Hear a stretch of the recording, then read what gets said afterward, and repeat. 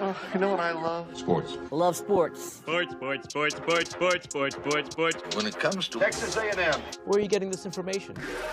Let me tell you. Welcome to TexAgs. I need to talk a little sports with you, Ags. David Nuño here with TexAgs Radio. Billy Lucci here on TexAgs Radio. Olin, Buchanan. Holy smokes, he made that catch. I was like, we're going to go win this freaking game. The best way for us to win is to do it together. Do you realize everybody knows who you are right now? I think we're coming into this year with a new confidence. Schools are like, we're freaking Texas A&M, man. Like, that's about as pretty a throw-catch combo as there is. I saw the safety roll, the slot fade. I knew where I needed to put the ball. You had no other option but one hand at that point. Yeah, man, 50-50 ball, I got to come down with it.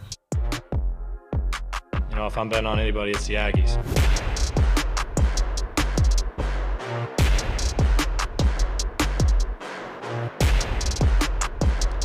Maybe Olin and I are about to argue. I don't know. Let me see how I take this. What makes a great job? I'm sick of people like the Sally dude and the Klatt dude telling us, you know, that A&M isn't as good of a job as people say. How do you know?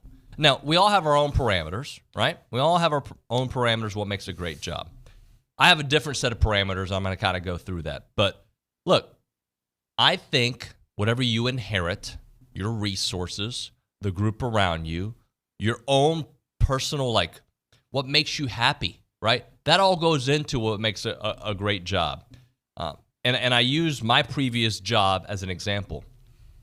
I worked at a Disney-owned company, one of the top TV stations in the country. Yeah, but that's a Mickey Mouse operation. It is. Good play. By the way, it's the Go Hour presented by the Warehouse at CC Creations. I'm David Nuño. He's Olin Buchanan. It's TexAgs Radio presented by David Gardner's Jewelers, Rollo Insurance Studio. So, OB, follow me here. I'm following. Everybody that I spoke to outside of this community thought I was stupid, seriously, for going to TexAgs, leaving one of the top TV stations in the country. Okay? Okay. I think this is a better job. And I think it's a better job because of the resources. I wouldn't say I have a staff here, but I have a bigger staff here than I did there. We have a better travel budget than I had there. We have more resources than I had at a station. I have a better schedule. I like the people I work with for the most part, especially you. Yeah, right? For the most part. Right? So, like, to me, that speaks to me, and I think I can excel in this environment. I do understand why people say this job is this. Like Ohio State, great football job for obvious reasons. For sure. What Ryan Day inherited enhances his profile. Had he started at, I don't know, UTSA, would he still be the same Ryan Day? He might. I don't know. Okay? Lincoln Riley has gone into some pretty good situations. USC wasn't as good, but because it's kind of a glitzy, glamorous place, and he's a pretty good recruiter, makes the most of that opportunity. Yeah, he's an exceptional tamperer. Exceptional. Texas A&M. You want to say I think Joel Klatt said it's the 7th best job in the SEC. Okay, I don't know. Wait. In the SEC? Yeah. Well, see, Joel Klatt's an idiot. But, okay, go on. Do we have the resources? Yes. Do we have the fan support? Yes. Okay. It just hasn't been figured out yet. Right. And you don't even have to make that case. All you got to do is look at facts. And here's is this a job where a coach will leave a established quote blue blood program to come to A&M? Yeah. How often has it been done? It's happened quite a bit, actually. Well, yes. Dennis Franchione left Alabama. Jimbo Fisher left Florida State. Even Jackie Sherrill, you can say Pitt's not a blue blood program. When he left, Pitt was just a couple of years removed from winning the national championship and was a top 5 program and national championship contender. LSU tried to hire R.C. Slocum. No, I'll say put the Arizona. I guess they were called the Phoenix Cardinals. Mm-hmm. Tried to hire R.C. Slocum. No, I think I'll stay put. So, why would those guys leave those programs or opt to stay here if it wasn't a top-tier job. Great community, great fan support. Now, I will say, if the lens you use to evaluate a good job is your easiest path to win, then no. And that goes for the entire SEC unless you're the top dog, right? Or one of the top two dogs. If you're Bama or Georgia, amazing job. There was a time Florida was the best job or one of the best jobs Florida in the SEC. is a great job. It is a great job. Right. I think Georgia, LSU, and Ohio State may be the top three jobs in college football. And I'll tell you why. They're all the number one and only major program. I'm not going to call Georgia Tech or Cincinnati the quote major programs. In a football and athlete infested state. Yep. You don't have to. You should be able to keep the majority of your guys home, right? Texas and Texas A&M are great jobs, but in a huge state that has more population than probably the other ones combined, or close to it. But you still have, two major powers or potential powers in the same state, going after the players. So, but when you're Georgia, like I said, Georgia Tech, I got to beat Georgia Tech. I got LSU. I got to beat who? Tulane. I beat Cincinnati. So anyway, but A&M, Florida and Florida State got to go. And then there's Miami hovering around. So that kind of, that's a problem. But A&M, I mean, it's a great job because it has everything a coach wants. And you know what? Not only do they have great fan support and support from the administration and all those things, you really don't have that big a problem with the boosters and donors coming in and wanting to run the show for the coach. Right. Like you have had, down the road. 90 miles from here. Yeah. Look, are there obstacles here? Yeah, history's an obstacle, right? There's no doubt about that.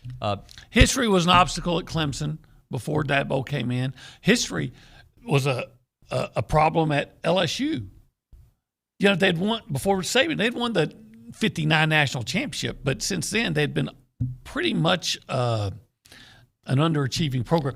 Miami was closing their program. They were considering just ending the program in the early 80s, late 70s, early 80s, and then Howard Schnellenberger came on. So it's it's about getting the right coach. And if you get the right coach, the next coach is in a better situation than that coach was, right? So that's why Ryan Day, who by the way may win a national championship this year, he might, right? And those are his guys Michigan. now, right? Michigan. And I'm not saying that A&M has. I know the numbers. They haven't won. I get it. Yeah, it's true. They haven't won, and I think the right coach hasn't been there. And I thought Jimbo was the right coach. I did too. For 3 years, I thought he was the right coach. And then in the fourth year, I thought, yeah, he still can be the right coach. And then the fifth year, I was like, I don't know if he's the right coach. And then this year, I was like, no, he's not the right coach. And even though I still thought, because I did think he lost his fastball, he had enough talent around him, and he had made some necessary moves. Not the most necessary of moves, but the offensive coordinator situation I thought was going to help get him to a 10-win, 9-win kind of year, right? I had predicted 9-3, 8-4. I wasn't predicting 10 wins, but I thought they were going to be able to overcome that. But the resources are here. Yes. The fan support is here. In spades. You have everything you want. Now, geographical advantages. Do you have the easiest path? No, you don't. You don't have the easiest path. But neither do any of the apparent 6 other schools, programs that Joel Klatt thinks is better. Do we know the list that he won? Well, I would assume I'm assuming he's going to say Alabama's better. He's going to say Texas is better if he's including those now. If not, yeah, he is. According to Chris Record on the YouTube page, Georgia, Alabama, Texas, OU, LSU, Florida, Tennessee, A&M. I can tell you right now, Tennessee's not, and I'd say Oklahoma's not, because Oklahoma has to rely heavily on getting guys out of Texas. By the way, and hey, who's been winning those recruiting battles? A&M's won a bunch of those. I've seen guys in Oklahoma so upset that they're Calling people out. Right. Like, recruits out, yeah. Yeah. So I think of Bryce Foster. I think of Gabriel Brownlow-Dindy. I think of DJ Hicks. Somebody can take this. Somebody, I believe, can. I don't know if it's going to happen on this hire or in 50 years or in 4 years. Somebody can take this job and elevate it to that. Jackie Sherrill did. R.C. Slocum did. A&M was a national championship contender. In 93, they lost early to Oklahoma and then ran the table, and they played Notre Dame to a 3-point game in the Cotton Bowl. If you win that game, you would have had the same record as national champion Florida State. You didn't. Mm-hmm. But I'm just saying you were in that position on the last day of the season. So it's been done. I'm not saying have they been able to close it out, win a national championship? No. But would you say Michigan is a national championship contender? Yeah. Well, Michigan now and A&M then was kind of similar. Look, it's a good job. It's a great job. And media members have to make rankings because this happens. We talk about it. And the bottom line is a coach is looking at this job thinking, I can win there. I can win huge. I can win a national championship Of there. course they do. That's why Jimbo Fisher came here. Why Dennis Francione would leave Alabama to come here. Why Jackie Sherrill would leave Pitt when they were rolling to come here. By the way, we'll continue coaching stuff. We're gonna have a fun show for you planned today. Let me just give you a little bit of the rundown here on the program. We're going to talk to John Harris. We're going to talk to Coach G before their big game against Florida State. We're going to talk to Coach Keith Patterson of ACU at 9:35 on the program. Bronny and Peter Burns, and we might have another guest, an insider from TexAgs.com. I don't know. We might. So we got a lot of stuff going on here on the program. Jimbo Fisher's tenure was ultimately a failure, not because of what Texas A&M failed to provide. It was ultimately a failure because Jimbo Fisher himself refused to acknowledge his offense was archaic and really do something about it. Look, I don't expect to turn water into wine this weekend, although we kind of saw it this past weekend with Jimbo there. But I'm very curious how different the offense is going to look these last 3 games. I am too. And especially the bowl game, which who knows who's going to play at that point, right? Like that's just so. But to have Bobby Petrino potentially change up the way he goes about his work in this structure, be interesting to see. I'm really looking forward to the LSU game now. Yep. I wasn't before, but I'm looking forward to it just out of the curiosity and see how things are going to be done. Yep. And there's no reason. Look, I can see Jaden Daniels destroying that secondary. I can also see a game coming down to the wire because that's what A&M does. Or Max Johnson. Yeah. Or Max Johnson. There you go. Because LSU's got some defensive issues as well. Yeah. In fact, we got to look and find out what's the status of Harold Perkins. Oh, I haven't checked on that. Yeah. But he must be fine. I would prefer Kendrick Perkins. Yeah, so would I. Yeah, but Harold must be fine because we haven't heard anything.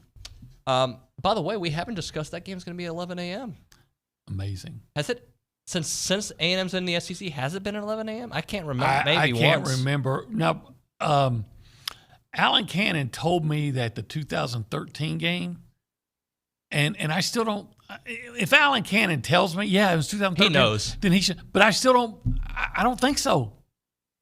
11 a.m. Because it sure seemed like I remember being there. It sure seemed like it was at night toward the end when Johnny was, nursing that sore shoulder, and they couldn't. It seemed like, and maybe I'm just, look, I'm getting up there in years. I forget things.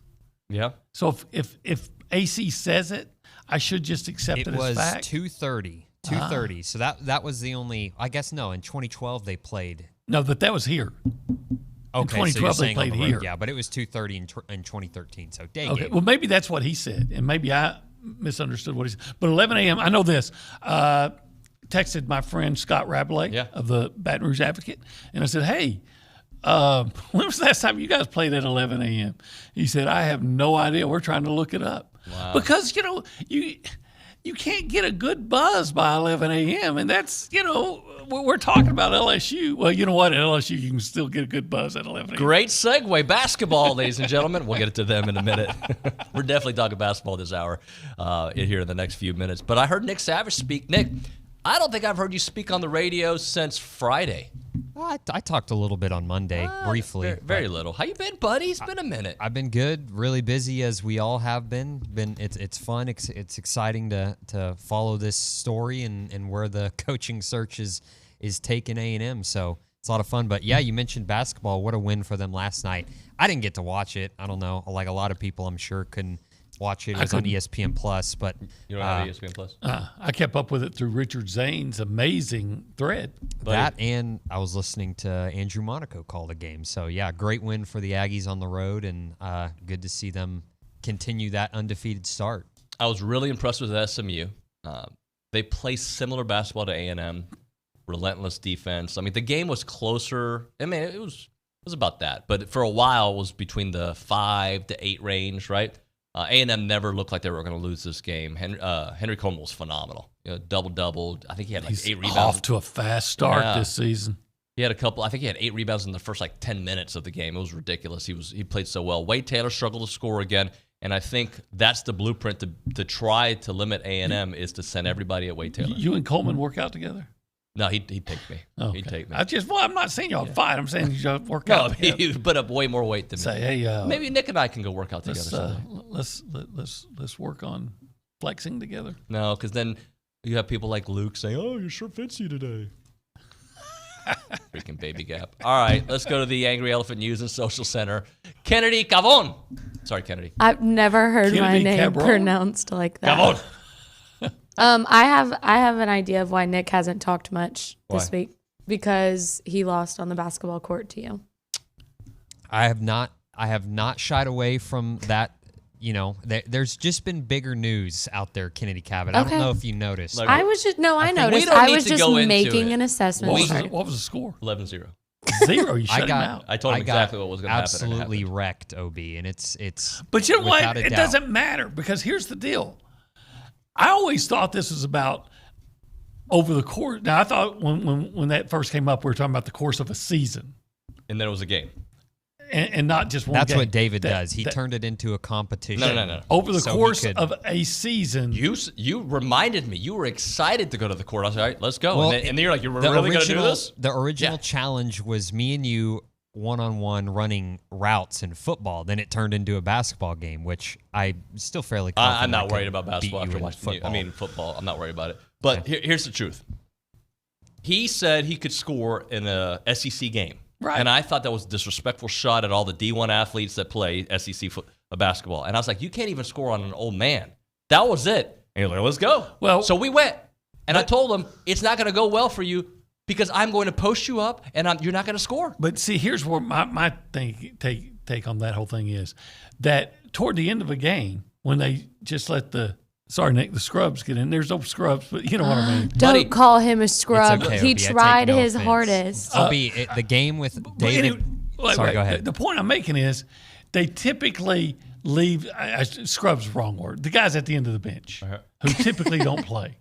And they get in and they typically try to work a shot for them, and then the other team's not playing defense. And so typically at the end of the game of those blowouts, you get a guy that can come in and he's going to get 2 or 3 wide open looks. He didn't hit one shot in the warm up. And I'm saying not one. And I'm saying over the course of a season. Now, if it was on one game, I'd say no.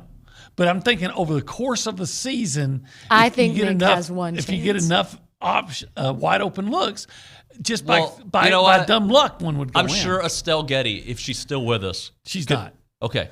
Even though she's dead, she could probably, over a course of a season. Nick, you were going to say? I was just going to tell OB it got to a point where David was telling me what he was going to do. Like, I'm going to fake in and go this way, and he would do it, and I couldn't do anything about it. Damn, Nick. Was I better than you thought or worse? I thought, I figured you'd be pretty good. No, about as what honestly, David, what I expected. All right. Well, thank you, buddy. It was fun to play, and we'll do some routes at some point. Anytime. The funniest part of the whole thing was Nick describing me to others. I walked in the back one day, and Nick was like showing how you were playing defense. I was like, it was great defense, by the way. I wish we would have had a crowd there. Like, I wish people would have actually got to watch Obviously, it was good defense. 0 points. Yeah. Yeah, well, and Nick talking about me warming up and like shadow boxing on the basketball court. You did. With his headphones in. Yeah. He was listening to like murder rap or something. I was listening to Still Dre because I'm still Nuño, and I don't care how old I am, I still bring it. It was a scary sight. Anyway, now that we've lost all of our listeners, let's hit a break. We're going to come back. We'll do some more basketball, but also OB. We typically do games we want to watch. And, of course, your power rankings are coming up at some point this hour, so we got that. And at some point, I don't know, we'll get into some other stuff. Right now we're talking Fargo's. Usually OB and I kind of go back and forth of why you should go to Fargo's. And this one time we got this big pork chop, and we're not going to do that today. I don't even know what we're going to do, OB. The bottom line is if you haven't been to Fargo's, you've missed out. If you've been to Fargo's, you'll be a repeat customer. If you do a taste test, you're going to love what you get there. And when they say they're one of the top 50 barbecue joints in the world, it's not just because, Texas Monthly wrote about it a couple years back. It's because it's true, buddy. Yeah. And I always say it. Look, when it comes to barbecue, we live in Barbecue Central, Texas. Best one of the barbecue top in the barbecue world. joints in the world, like top SEC jumps. And if you're one of the best or the best in Texas, that makes you the best in the world. Yeah. And that's Fargo's. Yeah, that is Fargo's. And if you couldn't pick rib tips, all right? Because I know that's your number one pick. On Tuesdays and Saturdays. That's your Absolutely. Michael Jordan, Yes. right? Well, he went third. That's your Sambu. No, it's not Sambu. No. That's your Shaq. Okay. Okay. What would be your second pick? Oh, I really do like the chopped beef. I really do. I had a chopped beef sandwich there once, and it may be the best one I ever had. Yeah.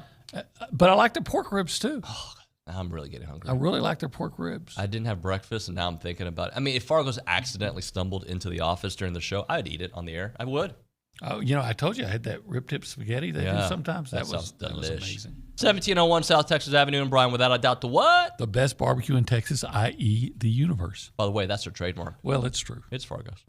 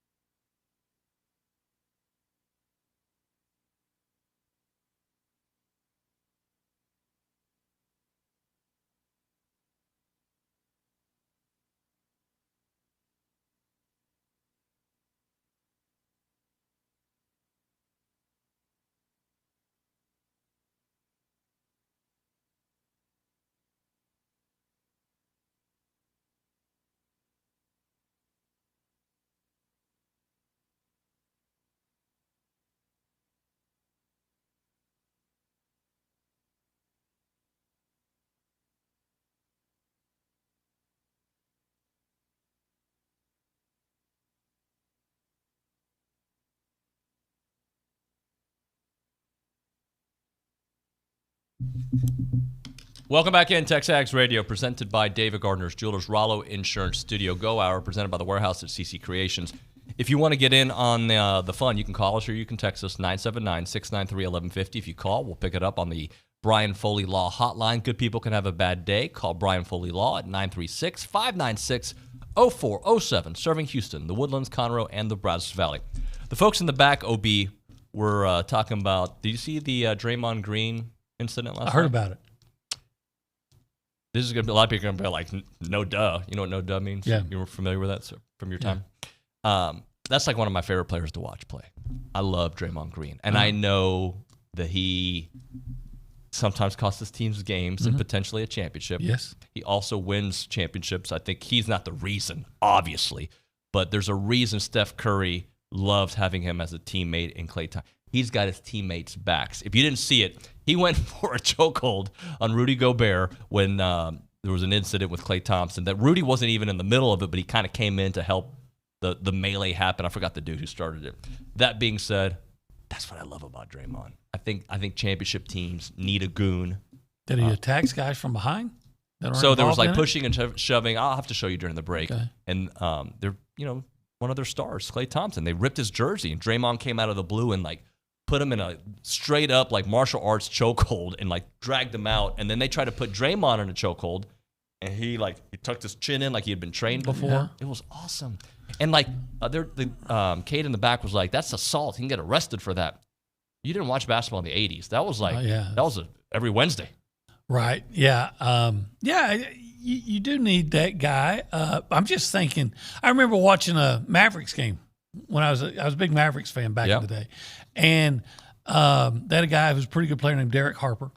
Oh yeah. And they were playing the Celtics. I went to Reunion Arena to see it, and Cornbread Maxwell was messing with cheap shotting. Right. And at the time the Mavericks had to get James Donaldson, 7'2" center, and he came off going after Cedric Maxwell. Yep. Well, I get that if you went after the guy who was actually causing the problem. The way you were describing it, he chose the wrong guy. Although that guy had come in and also was causing some ruckus, but he wasn't the main dude. Oh yeah. Okay. Look, I have to see it. He's probably wrong, but I love having your teammates back. Well, that's I true. love it. Yeah, I love absolutely. it. Like there's not enough of that. Oh yeah, like in football, if I was a coach and somebody hit my quarterback late, and one of my offensive linemen didn't react, and whatever, I think I'd cut him. Yeah, like two things can be true. It could be the wrong thing to do, and still be the right thing to do. But in the locker room, it's the right thing to do. Yeah. Right? There's two sets of rules, and I think Klay Thompson knows Draymond's got his back. Steph knows CP3. Like sometimes a little bit too much. He's punched a teammate before at practice. Yeah. I agree with that. Yeah. And look, I know I'm wrong half the time when it comes to this kind of stuff. I get it. It's just how I'm wired. You can't let somebody push you around. If somebody's messing with your teammate, you cheap shot them, you react. Yeah. I think I've seen that at A&M a few times. Uh-huh. I know I have. I just have to think about the actual incidents. And that's kind of like, while I know that Shamar Turner was wrong a couple of weeks ago, I understood. Yeah. I watched the game one time, Oklahoma and I want to say Washington. And an Oklahoma player is a defensive tackle, cheap shotted somebody. On the next play, literally 10 guys from, not the quarterback, from Washington, they just basically told the quarterback to just run out of bounds, and everybody else went after the Oklahoma guy. Yeah. Put him out of the game. They got a 15-yard penalty for it. Is that right? Yeah. Huh. Oklahoma still won going away. Yeah. But, yeah. Well, we were going to do games we want to watch, but since we're on the clock, why don't we do that in the next segment along with your power rankings? How does that sound? All right. We can do that quick, too. Yep. We can take our time. We'll let it marinate. Let's go. All right. We're talking about the Association of Former Students. Yesterday was Pass It Back Day. Hopefully many of you helped out, got your years back at 50% off, and just helped out a great cause. And another good thing they're doing, they're hiring people, right? You want to move back to this awesome area? We're talking about quality of life and the best jobs. How about that? Come work for the Association of Former Students. Come back to Aggie Land and live here. They're hiring professionals to join their team in communications, fundraising, former student programs, campus programs, and much, much more. They're the nation's premier alumni association and oldest organization serving the A&M network out here, the Aggie network that is, that plays a part in every Aggie story from Howdy to Here. You can help out with some awesome opportunities with Howdy Socials, Aggie Ring Day, class reunions, Aggie Muster, and everything in between. Join a team that exemplifies Aggie core values, excellence, integrity, leadership, loyalty, respect, and selfless service, all in support of that worldwide Aggie network. If you're interested in joining a team and sharing with someone who would be a great fit, please visit tx.ag/association jobs to apply and get more info on each position. It is the Association of Former Students.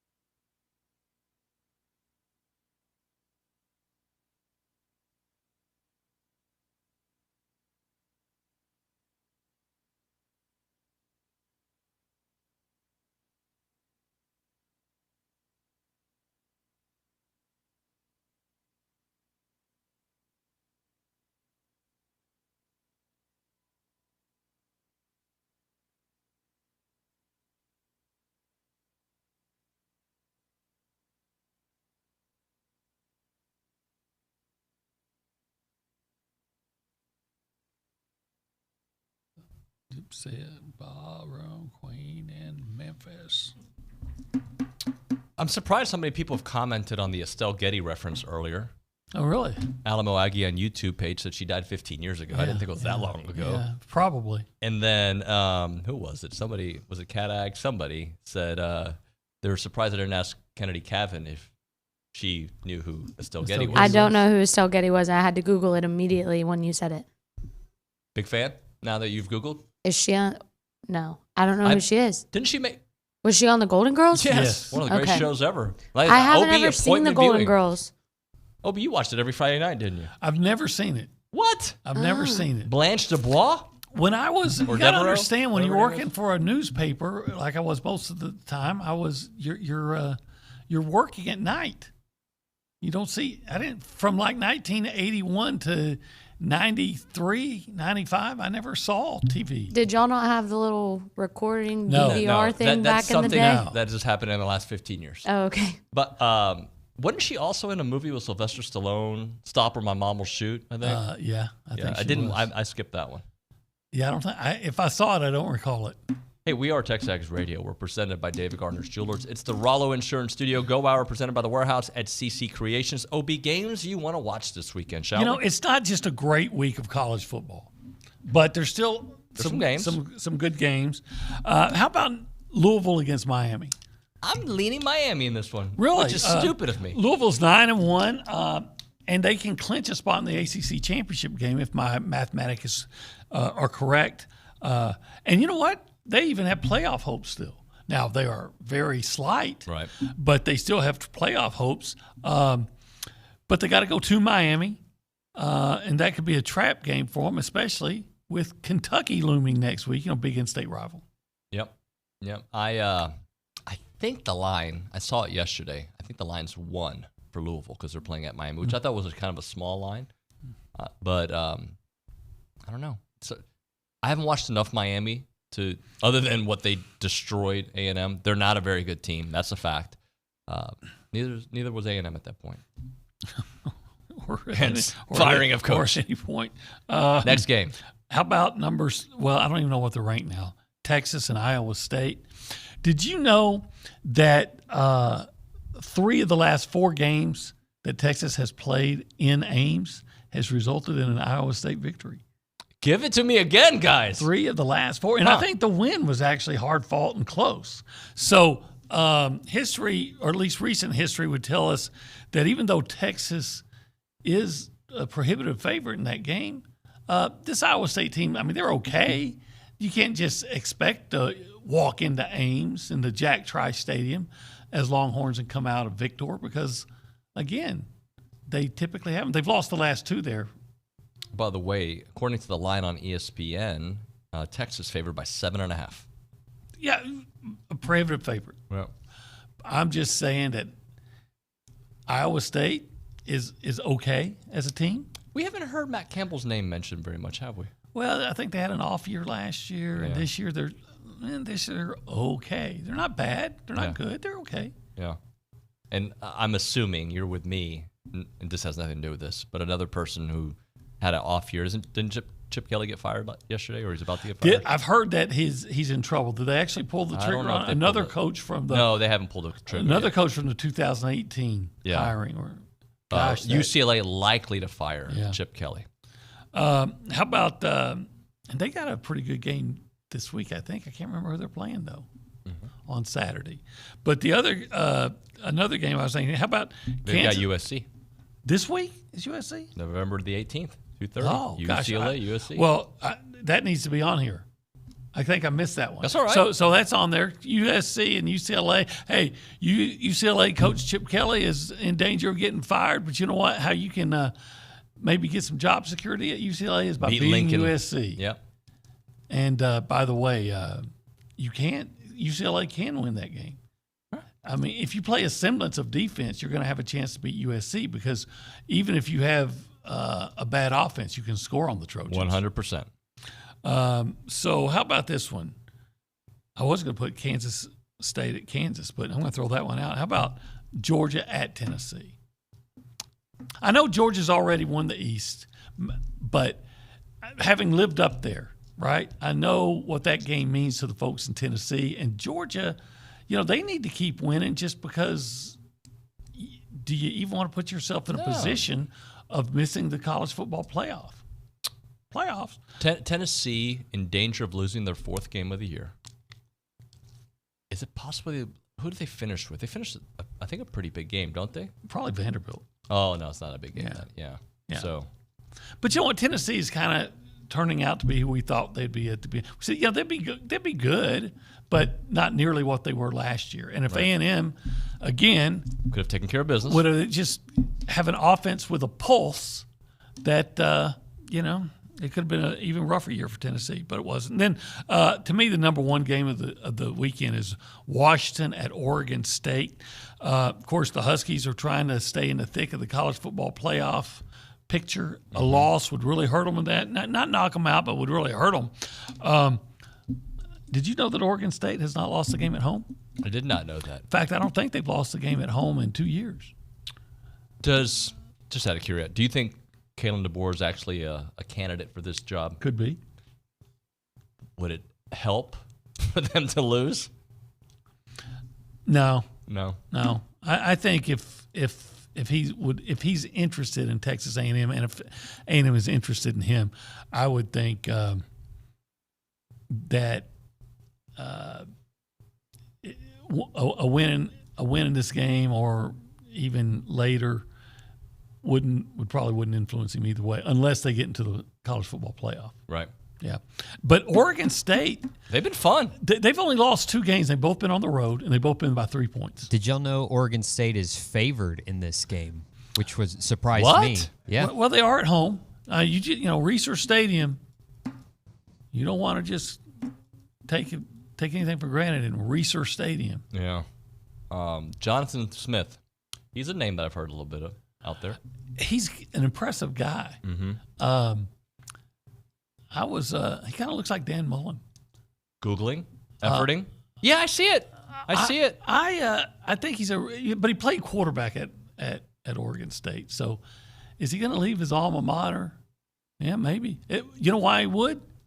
Easier to recruit. Well, how about this? Money. Where is your? Do you have the Pac-2? The Pac-2 or the SEC? I think. Well, it's easier to win the Pac-2. Well, yeah, but coaches, a good coach doesn't care about going into a place where it's going to be competitive. That's why you look at Lincoln Riley, and it seemed like he was trying to run away from the SEC, and then he goes to the Pac-12 where he thinks he's going to just rule the roost, and he doesn't rule it, and then they find out that they're going to be going to the Big Ten. Hell, I wouldn't be surprised if Lincoln starts looking to get out. He's only 44 years old, Jonathan Smith, young guy.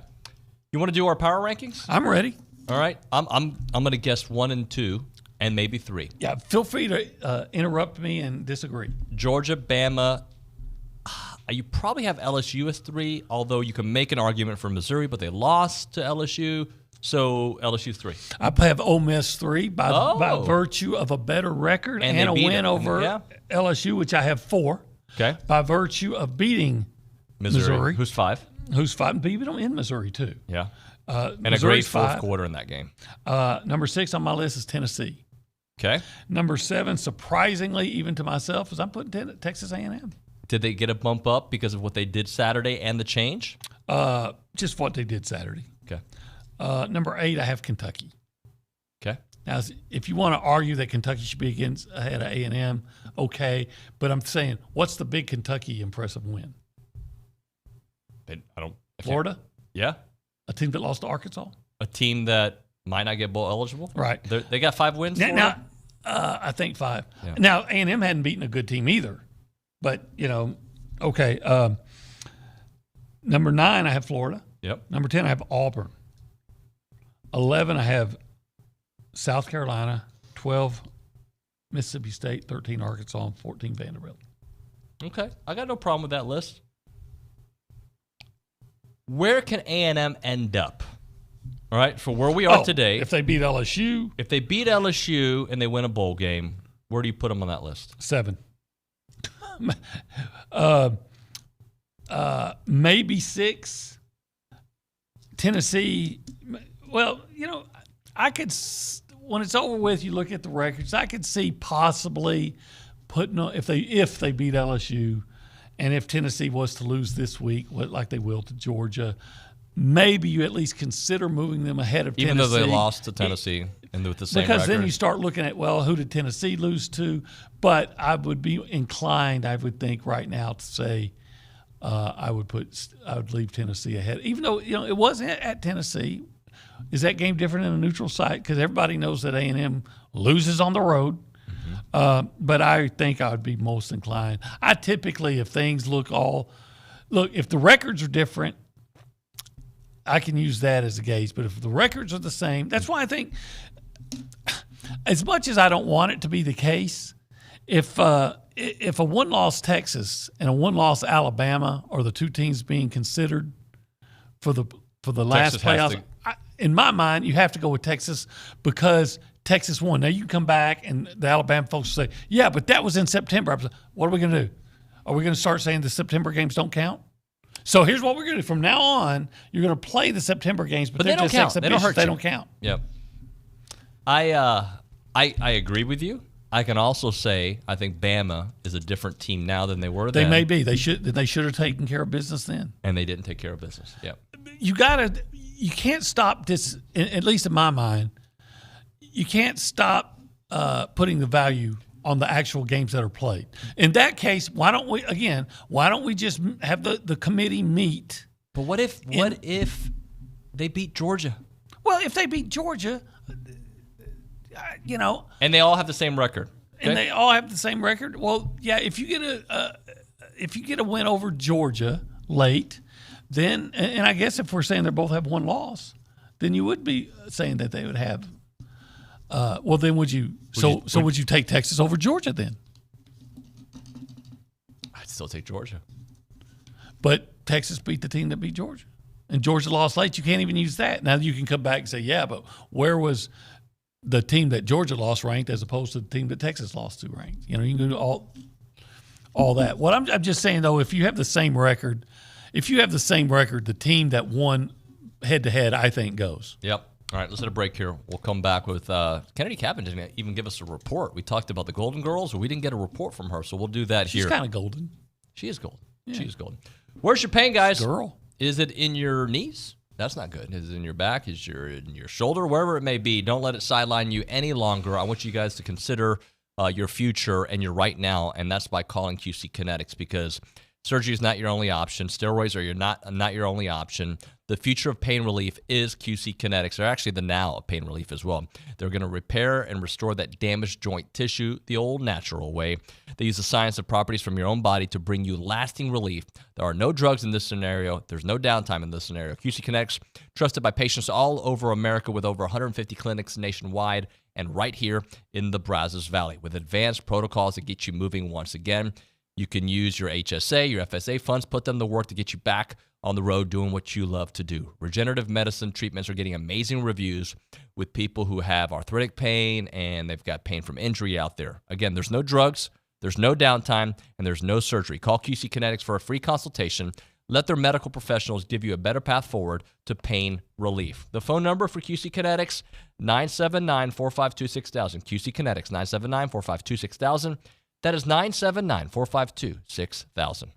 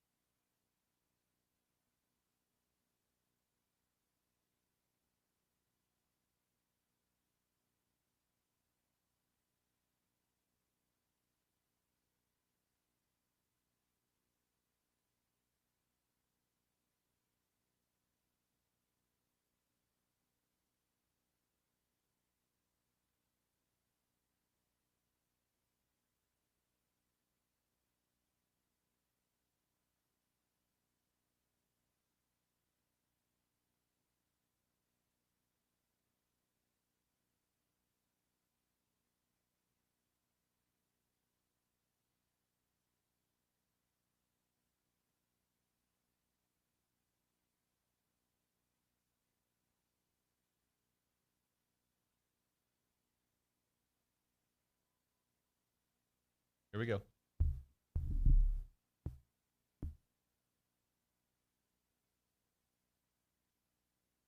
It is TexAgs Radio. We're presented by David Gardner's Jewelers Rollo Insurance Studio. Go Hour presented by the Warehouse at CC Creations. Let's go to the Angry Elephant News and Social Center. Aggies gather at the Angry Elephant.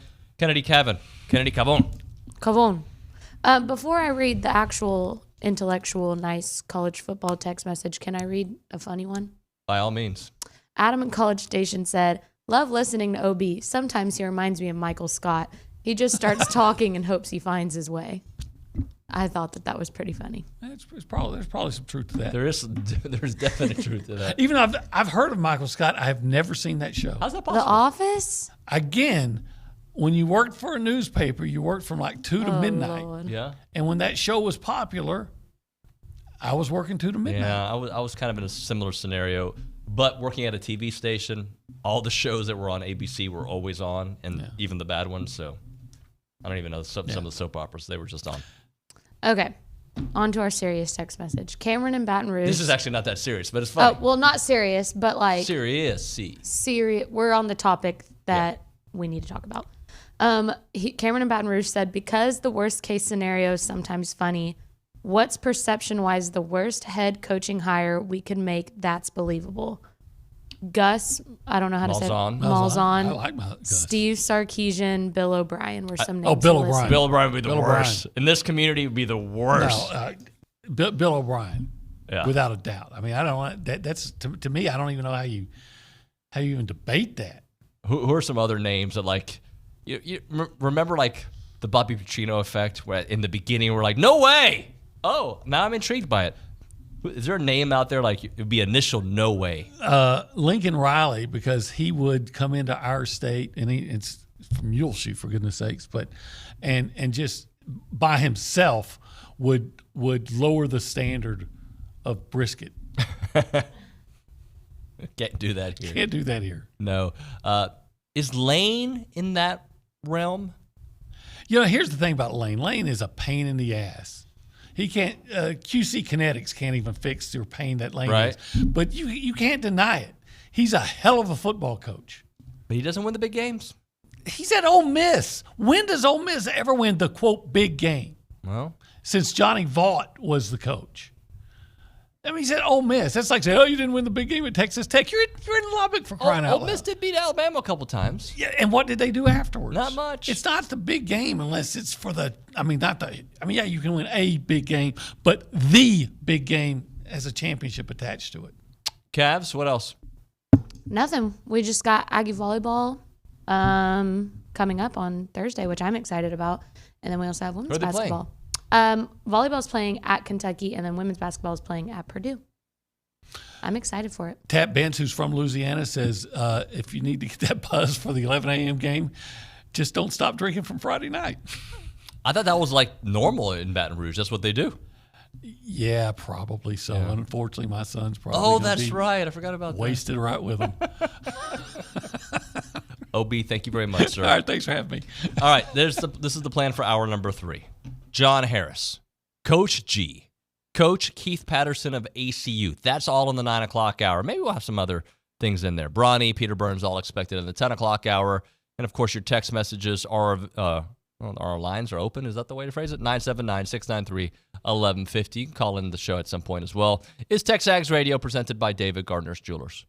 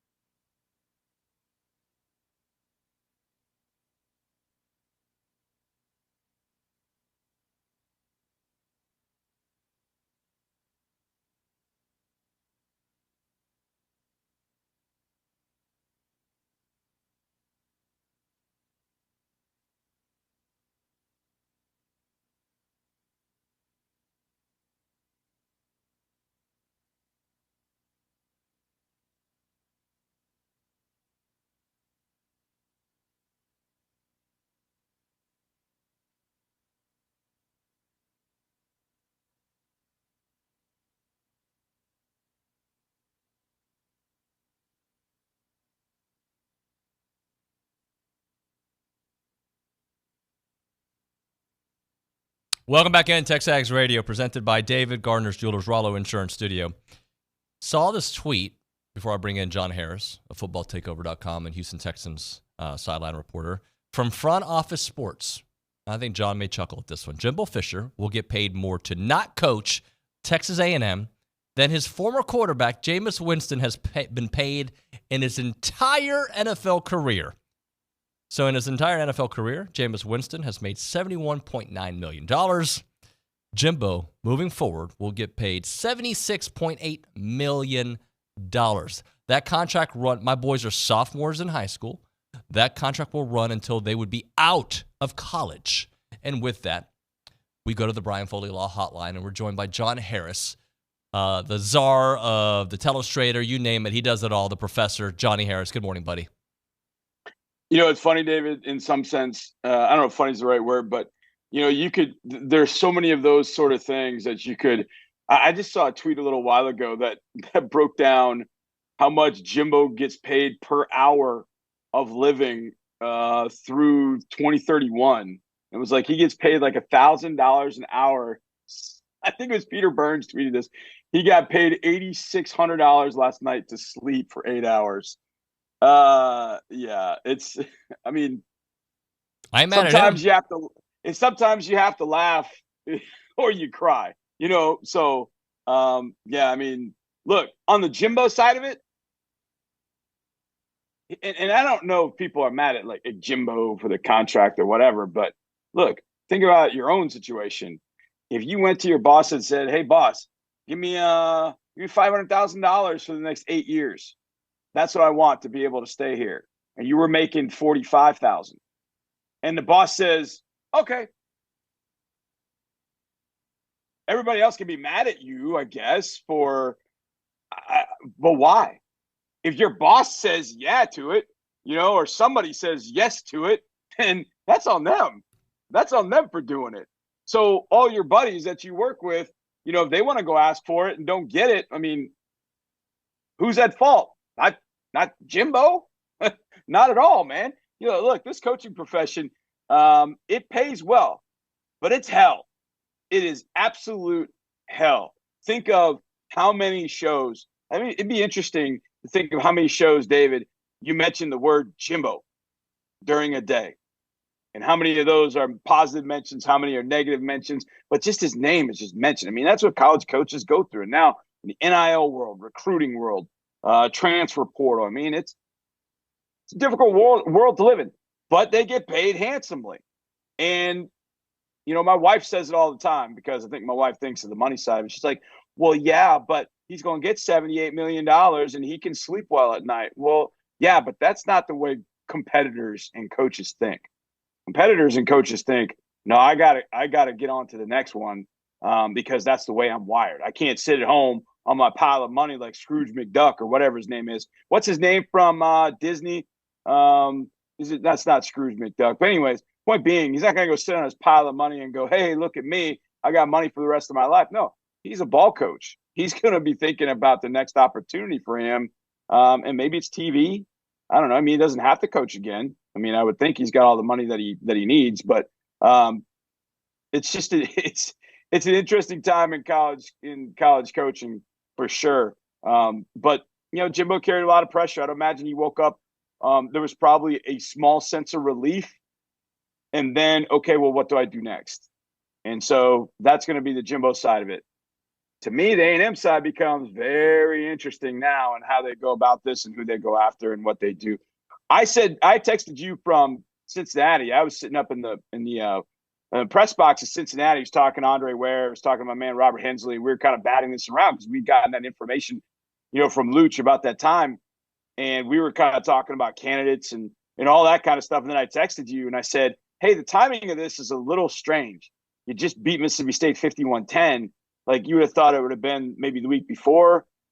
And then it was like, okay, well, why would the timing be now as opposed to after the Ole Miss game or Alabama game or whatever the case might be? And I was like, okay, does that mean that a coach finally said yes to them, that they'd been asking? The coach said, yeah, I'm ready. Or was it just finally, you know, somebody with heavy influence said, nah, that's it. It's time to move on. That person finally said, I'm good with moving on. I don't know. It just felt like the timing was a little odd. But it's going to be interesting to kind of watch this thing unfold, David. Well, here's the deal. The Ole Miss game was the tipping point, and it took time to put things in motion. And by Thursday afternoon, when it had been decided, it was too close to game time, too much of a distraction. Sure. And, the bottom line is they didn't win close games. They didn't win on the road. So, Johnny, was there a point where you're like, this is not going to work with Jimbo? Like, or was there a point like, you know what, I think he needs more time? Or where were you on that camp?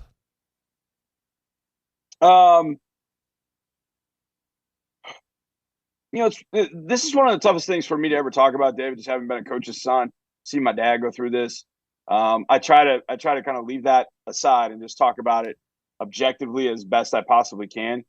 But you could tell, I felt like about halfway through this year, like, the Alabama game was kind of a tipping point to me. And it wasn't the fact that they played hard against Alabama, they had opportunities to win that game against Alabama.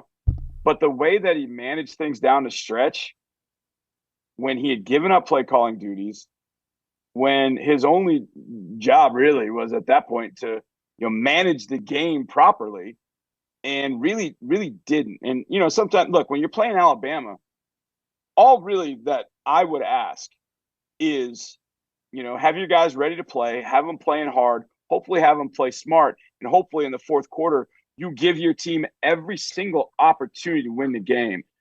And I felt like with the way that game was coached at the end, they did not give their team another opportunity to go win the game. I'm not saying it would have happened, but it was not handled absolutely properly. I can walk away from a game sometimes and go, you know what? Okay, team lost. I get it. But they did everything in their power properly down the stretch of a game to be able to get it right. And it was like the Alabama game where I was like, I don't know if this is ever going to happen. And that's what this university deserves. It deserves to have, offensive firepower. It deserves to have, a defense. Obviously A&M connects with the wrecking crew. And I felt like defensively there were times you could see it. But I just felt like throughout the season, David, there was too much up and down for a coach that had been there for a number of years. And I know, we even said it sometimes on the show, like, oh, it's still a young team. It's still a young team. But then again, you get to thinking about it. Who doesn't have a young team? Because if you're any good and you got any talent, most guys are going to the NFL after 3 years. So you got to play freshmen and sophomores. Most teams are young teams in college football. It's kind of like the NBA now, right? Mm-hmm. The NBA is nothing but young guys across the board. So yeah, it's young guys making mistakes. Well, yeah, but every team has that now. And I think that's college football. But I just kind of felt like, with the way the Miami game went and the defense just laid an egg, the way the Alabama game finished, I was like, oh man, I do not like where this is going. And then what have we said? I've said this with you throughout. To have a successful season at A&M, there's no questions asked. You beat the Mississippi schools and you beat Auburn and Arkansas. Like, that's a starting point. Then you should be knocking your head against LSU and Alabama for the lead in the SEC West or whatever the SEC is going to be going forward. Those 4 games should be, you walk in, take care of business, you get out. And, Ole Miss moved in front of them. Auburn right now, I mean, luckily A&M caught Auburn where they did, because Auburn's starting to play really good football. Thank God they don't play them this weekend, because Auburn would give them it would be a difficult football game. But that's kind of my point, is Auburn went from down low. I'm on radio, so I don't know if you can see, but my hand is held low. And Auburn's now up to here with Hugh Freeze in 1 year. You've seen that change.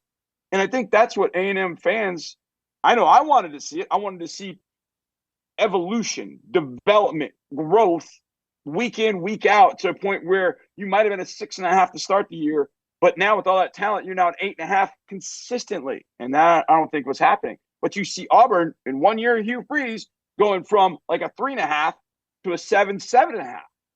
And I think that's, I think my thought, reasonable A&M fans are like, look, we just should be in the mix. We should absolutely be in the mix. Winning a national championship would be great, but you know how hard that is? but we should be in the mix. We should be playing in a New Year's Day bowl game pretty consistently. And I don't know that it's going in that direction. And I understand the SEC is hard. Like, I get it. And there'll be a lot of Jimbo apologists saying, look, it's the SEC, man. It's hard to do. Yep, hard to do. That's also why you pay somebody that amount of money, because you're saying we believe in you to go get it done. So it didn't happen. You move on, and we'll see who ends up taking that spot. Johnny, there's a lot from there that I want to unpack. At some point I want to get into D'Amico and what he's meant to the Texans and what that could mean for, the right guy here in this position.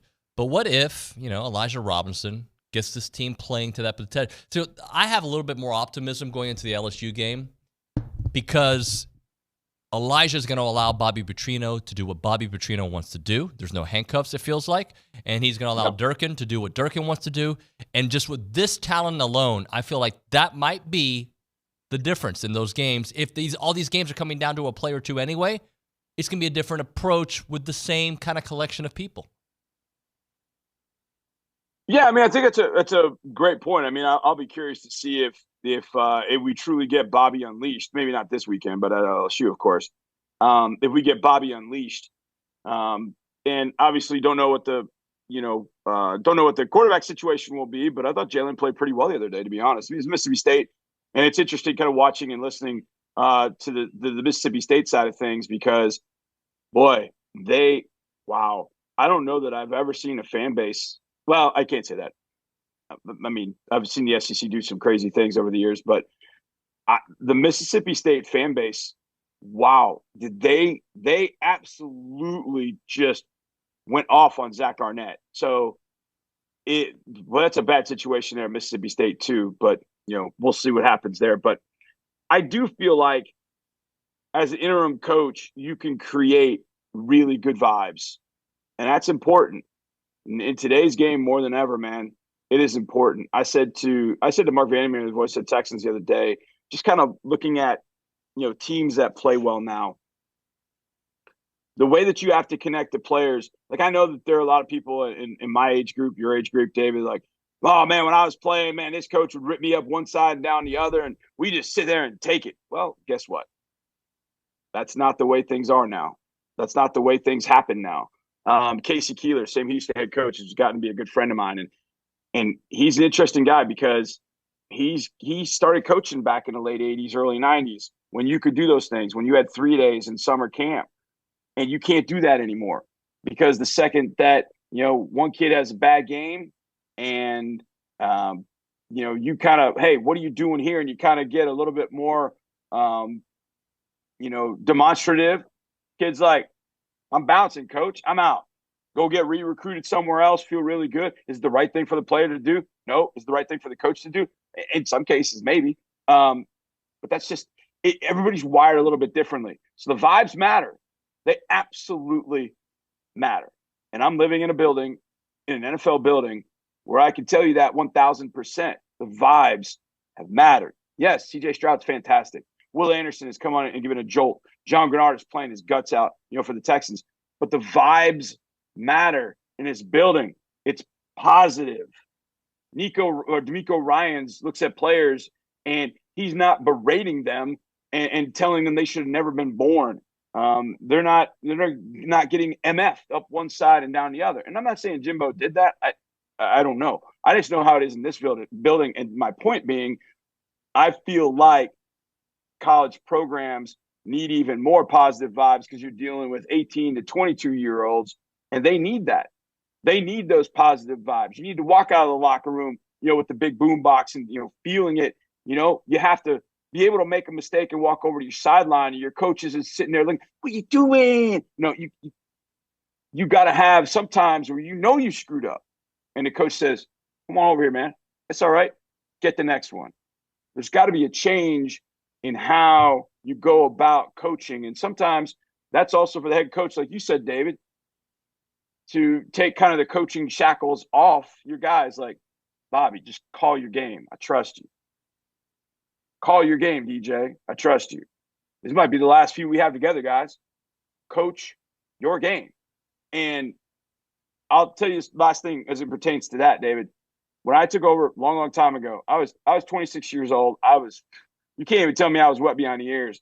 But I remember having a conversation with my athletic director. He said, man, we'd like for you to be the head coach, but I want you to do one thing. We want you to keep this guy that's been the defensive coordinator, has kind of been around. The previous coach kind of didn't, just kind of shunned him, just really didn't use him. And he said, he's of value, obviously, just use him. And I said, well, yeah, I love him. I want him to be my defensive coordinator. And he goes, okay, tell him that. So I got the job and I walked over and I said, Charlie, I want you to be my defensive coordinator. And I promise you, I'm out of your hair. You do what you need to do. I'll do the scouting. We'll talk about, what the other team's got. But game night and game day, I don't mess with you. It's your defense. You run it the way you want. And he looked at me. He's 6'3", 285 pounds, one of the largest human beings I've ever seen. He looked at me, and I could see he was like, really? He's like, you sure? I was like, what? I was like, yeah, I'm sure. I was like, I'm the head coach, but, I want you running everything defensively. And our defense over 3 years just changed. And, it wasn't to a point where, he was going to take advantage of it or anything like that. He respected the fact that I stayed out of his way, and I would give him, here are the players that do things. Here's some things they do. If you want to talk about it with me, let's do it. But I will never get in your way for what you call defensively because I trust you. And that's the thing you have to have with your coordinators is, hey, I trust you. Go do it. Do you ever feel like Bobby Petrino ever had full and utmost 100% trust? Be interesting to talk to Bobby about that. But I think coaches, once they get that trust from you, they'll do anything for you. And so at that point, you take some of the coaching shackles off. It could be very interesting against LSU as long as you can keep Jane Daniels under 500 yards. Johnny, who is a realistic – there's no-brainer. I mean, I think we learned quickly Jimbo, or in 6 years, was the one that you thought was a no-brainer, didn't work. So who's the realistic guy out there that you think could really be the right person for this program to get to that in-the-mix level you talked about? Well, I think there's such a thing, about fit and all that. The coach that comes to mind for me, and I say this because, I've always loved coaches that can do more with less. And I always wonder, and this isn't always the case, but I always wonder about a coach that when he finally gets more, can he do more with more? And the guy that comes to mind for me is Lance Leipold from out of Kansas. Now, I don't know what that's going to be, but Lance Leipold won championships at Wisconsin Whitewater D3. And I know, just hold on, I'm getting there. Then he goes to Buffalo and gets them to bowl games. Then he gets to Kansas, and within 3-4 years, he's got Kansas playing meaningful games in Lawrence, freaking Kansas, with the Kansas Jayhawks. Go look at what Kansas's record was before he got there and what it's been since Leipold got there. Now put him in an A&M situation. And this is where I think it's easy to say, well, he won here, here, and here. You haven't even heard of those schools for a lot of people, except for Kansas. All you know is Kansas didn't win before he got there. But I think Lance Leipold makes better coaches. I feel like players improve. He's not been with his starting quarterback but like maybe 2 or 3 games this year. So he's done everything this year with a backup quarterback. Then the backup gets hurt, and now he's got to go with another guy. But Lance Leipold's like, we'll figure it out. We'll get it together. Now, because he's always dealt with fewer resources and players that he probably couldn't even recruit, like A&M might not even recruit some of the guys he recruited at Kansas. That's got to be something to consider. Does he bring somebody along that's kind of been in the SEC to help him as a recruiting coordinator, GM, however call it? But Lance Leipold will get the most out of a football team given the situation. I love Lance Leipold. It isn't just because of the Wisconsin connection, but I just feel like when you win with less, and then you keep taking, you rise up, it might be time for Lance Leipold to take a job where you step in and you take over a program that just needs everything to be improved and for top-notch players to play at a top-notch level. And Johnny, I feel like Lance Leipold can get that out of them. Johnny, there's a couple of polarizing names. Lane's one of them. He's not going to be in the mix. Deion's not going to be in the mix. I don't think Urban Meyer is going to be in the mix, but what do you think about Urban Meyer? No, hell no. That's it. Hell no. Hell no. Hell no. I don't want Urban Meyer anywhere near my college football program. I don't want him near a football program. Hell no. Good night, Irene. Good night, Irene. Hey, let's close up with a Texan stop with an A&M twist. Gerard Johnson, the job he's done. Shereen Williams tweeted about him the other day, and just we're seeing C.J. Stroud do huge things there for the Texans. Just talk to me about what Gerard means to that franchise right now. He means so much to this franchise that he won't be here but another year or two. Put it that way. And then because he's getting fired, Gerard Johnson's going to have his pick of jobs before too long. He has a way with CJ, and David, I wish I could explain it. It's like having an older brother. I didn't have an older brother, but I saw enough people that had older brothers, and I know how older brothers are. But Gerard has kind of this big brother way with CJ. You know, it started with the Elite 11, you know, where he had him there, where he can kind of get at CJ without making CJ feel like, you know, he's screwed up, you know. But Gerard also has a way of kind of keeping CJ, you know, level. And I think Gerard Johnson's going to have his pick of jobs before too long. And it'll be really interesting to watch. You know, here's let's put the A&M connection together. You know, when Ben Johnson gets a job with, you know, from the Detroit Lions and gets a head coaching job this year, I wouldn't be surprised if Dan Campbell goes all Aggie and goes Aaron Glenn, defensive coordinator, who's going to get a head coaching job soon, and takes Gerard Johnson to be his offensive coordinator and goes all Aggie staff up in Detroit. I wouldn't be surprised, but Gerard's not going to be with us long because he's absolutely phenomenal. I remember talking to him back in like 17 or 18, asking what he wanted to do. And I'll never forget, we did a game at Sam Houston. He was the sideline reporter, and I was doing the game analyst because I do all that for Sam Houston, a lot on TV. And so Gerard was our sideline reporter. I was like, Gerard Johnson, like A&M quarterback Gerard Johnson. So after the game, we talked going out, and he's just like, I'm not really sure what I'm really going to do. And then it was the next year, he got a coaching fellowship with the Colts, and that just took off. And since then, he has been on the rise. So yeah, he's been phenomenal. I don't get a chance to see him every day, but I get a chance to see him a lot of days. And he's exactly what an NFL team wants to have: smart, tough, competitive, great coach, long-term future. I mean, he's going to be a head coach in the NFL before too long. I'm 100% certain in that. Johnny, we got to hit a break here, but just in that scenario, maybe Bobby Slowick goes somewhere else and Gerard has an opportunity there with the Texans. So there is that, because Bobby is a hot name. Yep, Bobby is definitely a hot name. Bobby's awesome, man. He's a mechanical engineer, so I know Aggie's got to love him. I love him. I'm a civil engineer, so hopefully Aggies love me too. Johnny, you know I love you, brother. Thanks so much, brother. Yeah, man. See you, bro. FootballTakeover.com and Houston Texans sideline reporter. All right, let's hit a break. That went super long, but Johnny has some good stuff there. We'll come back with Coach G. Actually, recorded that interview yesterday. We'll do that, and then we'll get into some of your text messages. Right now, we're talking Milliken Reserve. The neighborhoods at Milliken Reserve are thebomb.com. Yep, some people still use that term if they were born in the 70s. And they're not like typical subdivisions. They're based entirely in that Brazos Valley landscape and heritage, closely linked to the land with deep, deep, deep Texas roots, no doubt about it. You got the creek. Those are 10-plus acre wooded estates. You've got the hollow in a private gated community. And you've got the meadows that are responsive to that natural surrounding out there. Milliken Reserve, rooted in Texas soil. If it sounds like a place for you or a place you've been looking for, check out millikenreserve.com.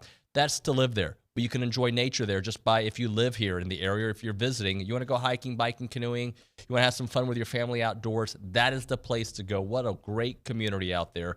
Make sure you check out the website, millikenreserve.com. Again, that website, millikenreserve.com.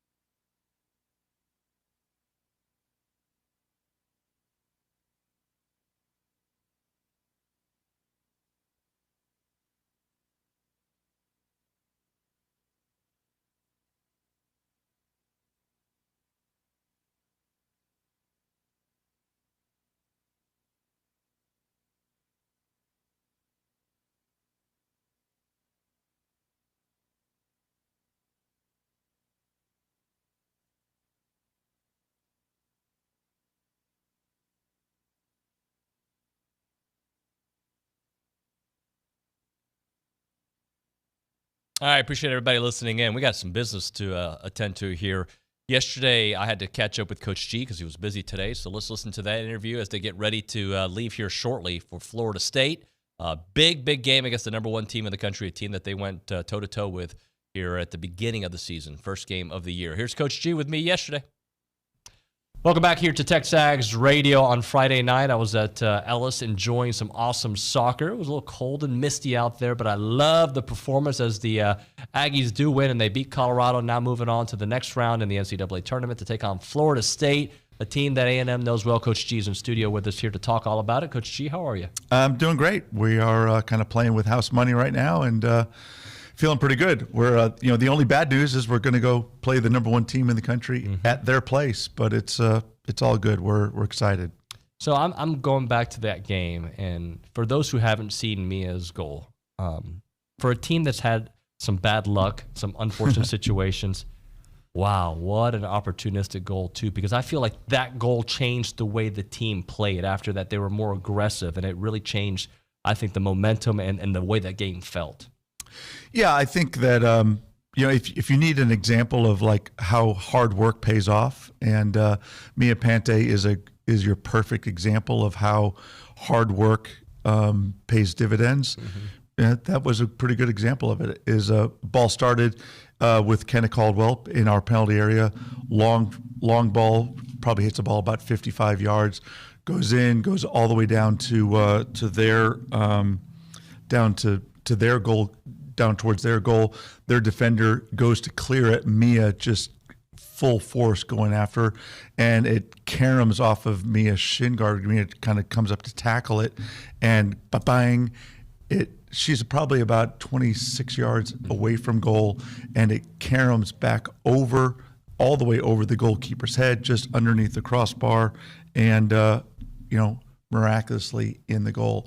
And felt for the other team's goalkeeper because she's scrambling to get back to it, and it just is inches underneath the crossbar and in. And it was like, I couldn't hardly help but like, oh my gosh. And I almost laughed when it went in, because it was like, of all the, like you said, of all the crummy bounces that we've had, and even Mia has had, some great moments throughout the year, only to have it hit the post or it, go an inch out wide, and for it to finally kind of fall for her was really poignant for us. And really it put us ahead going into the half. And, and really we had other chances to kind of break it open, and we couldn't quite, kind of extend that lead. But the ferocity that the team played with, what our biggest concern on the night was, they had the leading scorer in the Pac-12, the number one goal scorer. She had the most shots. She had most everything. Number 20 James was just a fantastic player, and we knew that we had to find a way to somehow curtail her from what she was always so good at. And here we are. We have a starting sophomore and a freshman are our two center backs. And they held her without a shot on goal the entire night. Now, no one has done that the entire year. You have the number one team a number one seed and number two seed in the NCAA tournament, UCLA and Stanford. Neither one of those teams were able to hold her in check throughout the year, but they were able to do it. And really, really feel good about the performance of our team defensively, and especially by being able to keep her in check, was just a remarkable performance. And it's, we're going to have to do that again this coming this Friday. But I mean, what a great evening. The weather wasn't great, but the crowd sure was. It was neat to have the 12th man out there one more time. As a father of four who plays soccer, it warms my heart to tell you this. So on my way there, Annalise, my middle daughter, was like, I love watching Mia play, Dad. She just plays so aggressive. And then the payoff, there are certain players on your team, I think a lot of the players on your team, that you can watch the way they play the game. It's like this velocity, this aggressiveness, and it really pays off. Yeah, people use the analogy. You play with your hair on fire. We have quite a few players who are like that. Kate Colvin's another one of those who just you can just see the passion in their body language and the way they go about it. Miley Hayes is that way oftentimes, and it's fun to see. Carissa Beckman, just the kind of the flair and the tenacity of the way they are. And then on the flip side, you've got Sydney Becerra, who is like just so cool. She's just like, just this poise to her and the way that she plays. And it's neat to see. And as you watch this team play, just the different personalities of them as they go along. So it's been a fun ride with this group. And, we've got a big test coming up on Friday. The game's going to be at 4:30 Central Time. It's going to be on ESPN Plus. People can see it, can listen to it. David Ellis and Thomas Tickle have the call, and it's going to be a monumental challenge for us. Florida State, since we played them, we opened the season against them here, which you saw, and that was a game that was dead even. The statistics were even. They took one more shot than we did. It was in the 87th minute of a 90-minute game, a deflection that went in against us. We lost 2-1. Now, in that particular game, they rested some of their key players because they were just back from the World Cup. Now, we don't have anyone that played in the World Cup. Yeah. They had 4. And they are by far the best team in the country, the best team in the United States. Since then, they are undefeated. They won the ACC. They won the ACC tournament. They are a really, really, really good team, and they've gotten better and better and better. Now, so have we. And we're going to play them at their place. We're going to practice here this morning, and then we're going to take off on our flight out there. It's supposed to be rain tomorrow, but I think Friday is supposed to be kind of cloudy, maybe a little bit like it was this past Friday here in Aggie Land. So it's one of those things where on the day, can we do it? And you think about miracle, you think about all kinds of times where it's a 90-minute game, and our team on the day can play with anybody, and it's one of those times where can Aggie step up and perform? I put my money on us, and I know that our team, the energy that we showed this past Friday, is going to be that plus a little bit if we're going to get the result that we need. To me, when you take on a team as good as Florida State, 2 things have to happen. You got to punch them in the mouth early. You got to punch them in the mouth, make sure, and you got to finish the game. And that is something that I think we've seen this team do much better at, is when you get in those opportunities, finishing them. Yeah. Well, now on the flip side, they have a whole week to prepare for us. Yeah. Again, this is the best team in the country, by far the best team in the country. They've got the rookie of the year, probably the rookie of the year in the country playing for them. Now, when we played them last time, it was her first college game. She was kind of getting her feet wet a little bit. Well, she knows what she's doing now. Yeah. They've got the offensive player of the year, who only played a half a game against us, again, because she was coming back from the World Cup.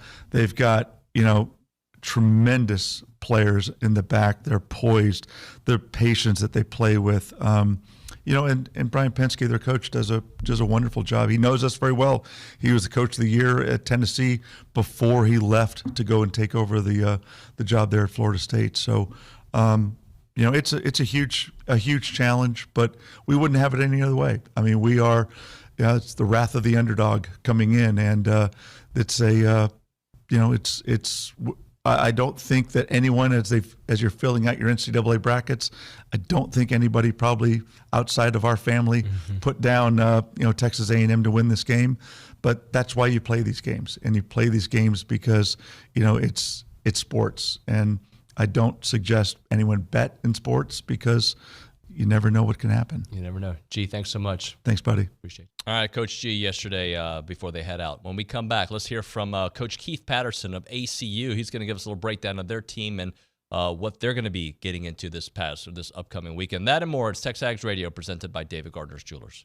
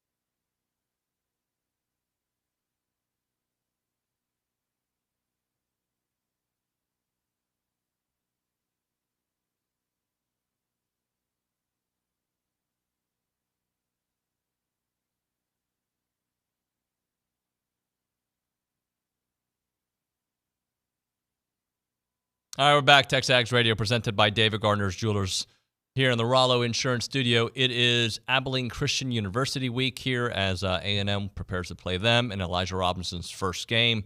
So thanks to our interns in the back who have done a great job helping book guests. We've got Coach Keith Patterson from Abilene Christian. We recorded that interview yesterday because of his scheduling conflicts during this show. So let's go to it, find out a little bit more about ACU. All right, a lot of moving parts here for Texas A&M, but one thing that stays the same is the games. 2 games left on Saturday. They're going to be hosting Abilene Christian. It's going to be A&M's first game without Jimbo Fisher. ACU 5-5 coming into this game, and we're joined by their head coach, Keith Patterson. Coach Patterson, thanks so much for joining us here on TexAgs. You bet. Thanks for having me. So, look, I know the coaching fraternity is a tight one, and I'm not going to ask you to comment on the situation at A&M, but just in general, when these firings happen, like it affects more than the head coach. It's got ripple effects on players, on staff, and just kind of touch on that for a moment.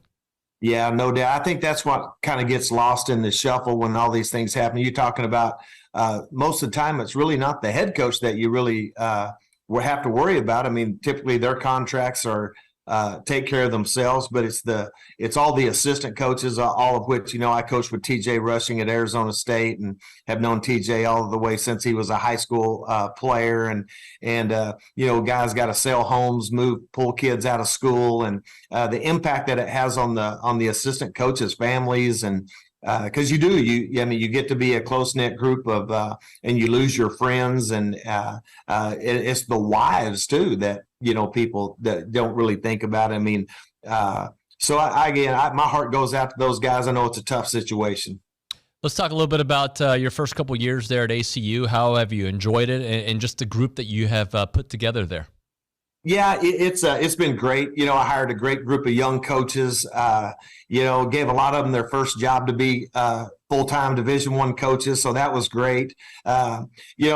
It's been learning the FCS level. It's almost kind of like being minor league baseball in some regard, where a year ago your rosters are always in constant change. We brought in. That's one of the things I think we're battling this year. We brought in from May 31st to August the 1st, we probably brought in 40 people onto our roster. And when you have a 63 scholarship limitation, that's quite a bit of change. So we played good at times. I just think that, it takes that off season to try to gel and become a team. And so I think that's kind of where we are. Very excited. I mean, we were playing last week to try to win our conference game, send these seniors out of here with an 8-2 home record, 8-3 conference record over 2 years, and 14-5 versus non-FBS opponents. So there's a lot of good things. We've lost 5 one-possession games in my 2 years here. So, again, we're continuing to build, and I do believe that we're moving in the right direction. Something you said there caught my attention, just this new world of college football that we're in, with so much movement and stuff. I don't necessarily like it, but as a head coach, it's not about liking or not liking. It's about evolving and figuring out how to make it work for you. No doubt about it. You have to adapt. I mean, we didn't create the rules. We just got to abide by them.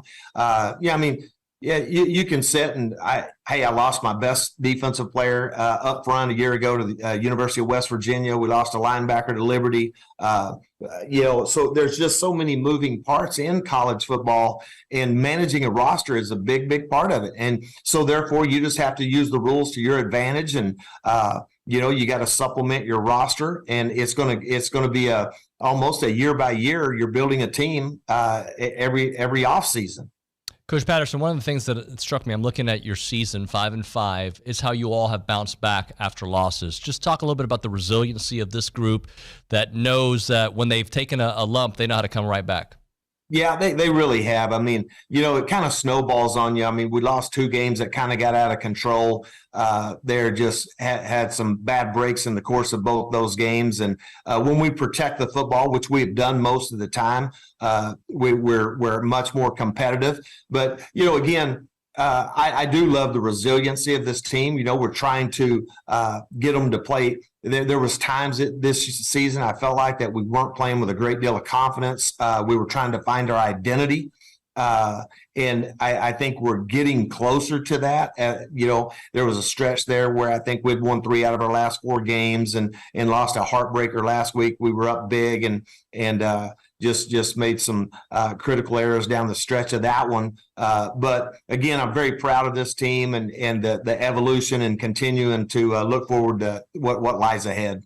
One of the things our team was doing is that as we're prepping for this game, we found out about your offensive line, and you know the kind of defensive line A&M has coming into this game. But you have a really strong unit there. Tell us a little bit about that group. We do. You know, a lot of those guys, we brought Tay Yanta, came with me from Texas Tech. We had Reese Moores, a transfer from the University of Texas. So we got some experience. You know, all 5 of those guys were returning starters from a year ago. And, you know, they've probably been the most solid group over the course of the last 2 seasons for us in particular. But, you know, they've obviously not seen anything like what they're going to see on Saturday, the athleticism and the physicality of Texas A&M's front. Very impressive. And so just look forward to watching our guys get out there and compete. Coach Patterson, I think I don't think I take for granted, but sometimes people take for granted what it is to play in the SEC and going to Kyle Field and what it means. That's where I go work. That's my office on Saturdays. For your team, how cool of an opportunity is it for these players to play in that kind of atmosphere? There's no doubt. That's exactly what I said, guys. You're going to get to wake up and play at Kyle Field, an SEC opponent, at 11 o'clock on Saturday morning. I mean, what a great way, especially for my 14 seniors to be able to finish their career. What a great opportunity that is. And you're going to get to showcase your ability against some of the best. I'm telling you, they got to be the best defense in the country. I mean, if anyone, 290 yards a game, what they're doing, I mean, getting off the field 71% on third down. I mean, that's elite. And you're talking about the people they're doing it against. I mean, so that's what's so impressive just in watching. I mean, it's been fun just to watch them as we prepare for them on video.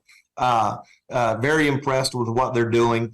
And, you know, on that side of the football, it's been impressive to watch. I mean this with all due respect, but what's the focus? It's just like, hey, let's shock the world. It's, hey, one play at a time. What's the focus this week? Yeah, exactly that. I think it has to be, you know, you got to go out and you just got to play every single play like it has a life of its own. You got to play every play to win that play. You know, and pretty much, I mean, we went up to the University of Missouri a year ago and we didn't even talk about the University of Missouri. We really put the focus on us and, you know, hey, let's try to execute and do what we're trying to do. And I think that approach has served us well, and it'll be no different on this Saturday. Coach Patterson, talk to me a little bit about your quarterback. I'm looking at some of these numbers, not a lot of turnovers, throws up for a bunch of touchdowns. Just tell me a little bit about him. Yeah, no doubt. We've done a good job protecting the football, you know, this season. I mean, I believe, if I'm not mistaken, we've turned the ball over. We have not had a running back lose a fumble all year long. And so, yeah, I've been very, very impressed with that. Maverick's done a great job of distributing the football, not putting the ball in jeopardy. And, you know, I think we're +5 in the turnover margin. So when we're successful, we'll take the ball away on defense and we protect it offensively.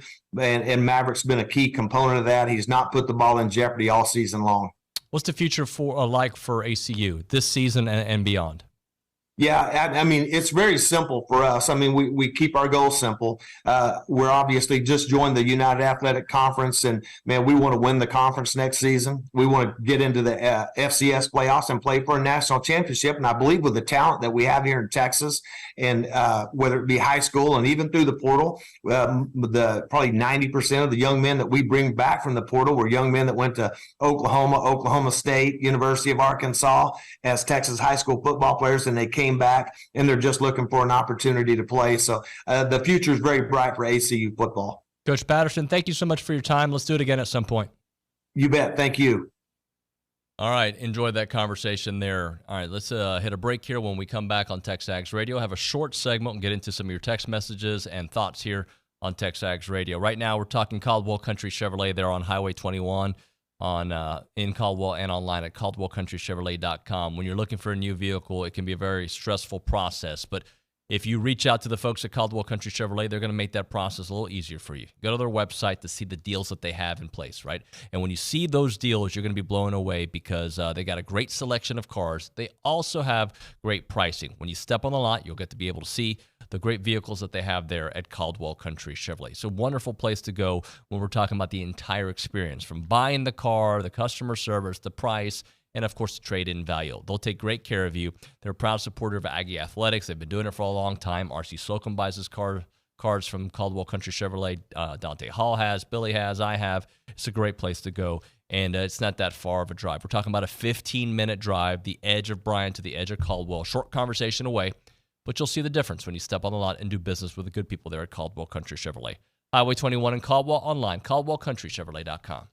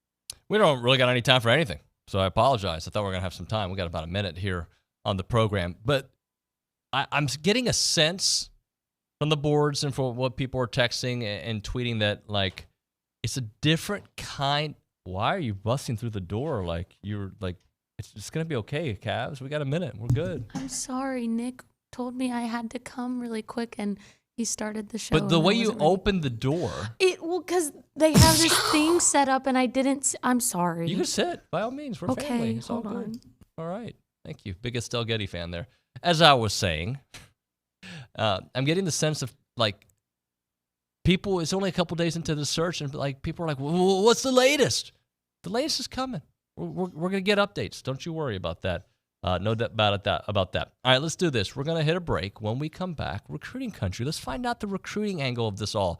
How do they keep the guys intact that are are thinking about going to A&M, that have been committed to A&M and the future beyond, how much Elijah Robinson plays a role in all of that moving forward. That and much, much more. You're listening to TexAgs Radio, presented by David Gardner's Jewelers.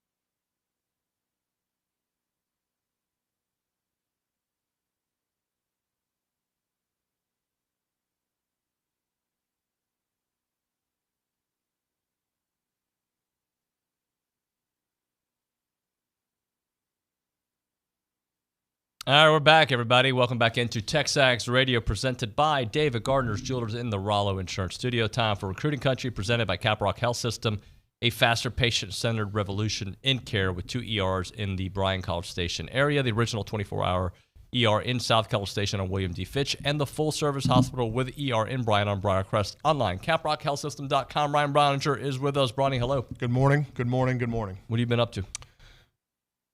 I think probably the same thing a lot of us here have been up to. My phone and Jason's phone for a couple of days was extremely hectic. I think from the time that the news got announced Sunday morning until noon or 1 o'clock, like I was in the hundreds of text messages, not just from recruiting stuff, but people, family, friends, everybody asking what's going on, and exchanging texts back and forth. But certainly caught the nation by surprise, caught the 12th man by surprise, and just in terms of the timing of it. And so I think one of the things that we're going to talk about today is what has happened since then on the recruiting front and through the recruiting lens. And so there are some things that I do want to make sure we get to today to kind of set the scene or give a good lay of the land of what's happened since the announcement Sunday morning. I would say that it's been emotionally draining, this whole thing, because, I mean, there's the news part of it, the following up part of it. Just the whole thing is just like, even though we saw a place that this could happen, it didn't come out of nowhere, but it felt at times it came out of nowhere. You know, for me, with coaching changes, and especially one like this, you're right. Like, at the end of the day, I'm drained. But I'll wake up understanding kind of there are a lot of people that are visiting our site or are tuning into this program for the first time because they're interested in what's going to happen at A&M. So for me, that gives me like a new shot of adrenaline every morning to make sure that we're on top of things and doing the best job we can and presenting TexAgs in the best light that we can. So it's hectic, especially when you're trying to plan a wedding. They weren't real considered across the street, but it's going to be a hectic couple of months for Jason and I. It's going to be a hectic couple of months for everybody covering this deal, and no more so than Billy, right? Because everybody's looking to him for the correct information, and he's been doing it for so long, and that's why he's not only the most trusted source for A&M, but one of the more trusted sources in college football across the country. And so I would bet on the Christmas party. So the Christmas party, TexAgs Christmas party, whenever Kevin Sumlin was let go and they hired Jimbo Fisher, like an incredible amount of recruiting news happened while we were at the Christmas party. You fast forward to a couple of years later, heading into that 2022 signing class, a ton of stuff was happening in recruiting during the Christmas party. Yeah. I can remember watching Josh Olsey sing karaoke and my phone ringing and having to walk in the closet at our Christmas party to get away from the sound so I could hear the recruiting stuff on the other end. I was taking a recruiting call. So if things go as they have gone in the past, I'm expecting our Christmas party this year to be hectic in just terms of the news that will come out during that. So for you, let's go to Sunday morning, because the news comes out at 7:30. Recruits are waking up here in town, some of them, right? Like to the news, confused, bewildered, whatever word you want to use. You probably got to allow them some time to process information, figure out what their emotions are, and then you got to follow up. Yeah. So to be really candid, I was getting ready to leave my house and meet Miles O'Neill and his father for an interview that I had set up the night before, as they were going to get ready to meet with the coaching staff and then head out. They had a flight out of Houston and they were going back to New Jersey. And the news breaks and I'm sitting there going, what do I do? And it turns out Miles O'Neill was supposed to be meeting with Jimbo Fisher at 9:00, and that news came out right before. Obviously, that meeting didn't happen. And so in exchanging some texts with his dad, I thought the courteous thing to do was, hey, why don't you guys get home, get a couple of days, maybe a week to process all this and gather your thoughts, and then we'll reach back out and set something up, in terms of your reaction to the entire news and the situation. So, and it wasn't just Miles O'Neill. I mean, there was probably 7 or 8 of the commits on campus. Jordan Pride was in the midst of an OV here. And so that kind of is a good segue to what I wanted to talk about. And it's just, you can get into a really tricky situation for me as not moral, but just, I don't want to reach out to a 17, 18-year-old kid after something big like that happens and just get a quote right when it happens, because it's going to be, it's going to be an emotional response to the situation. Sure.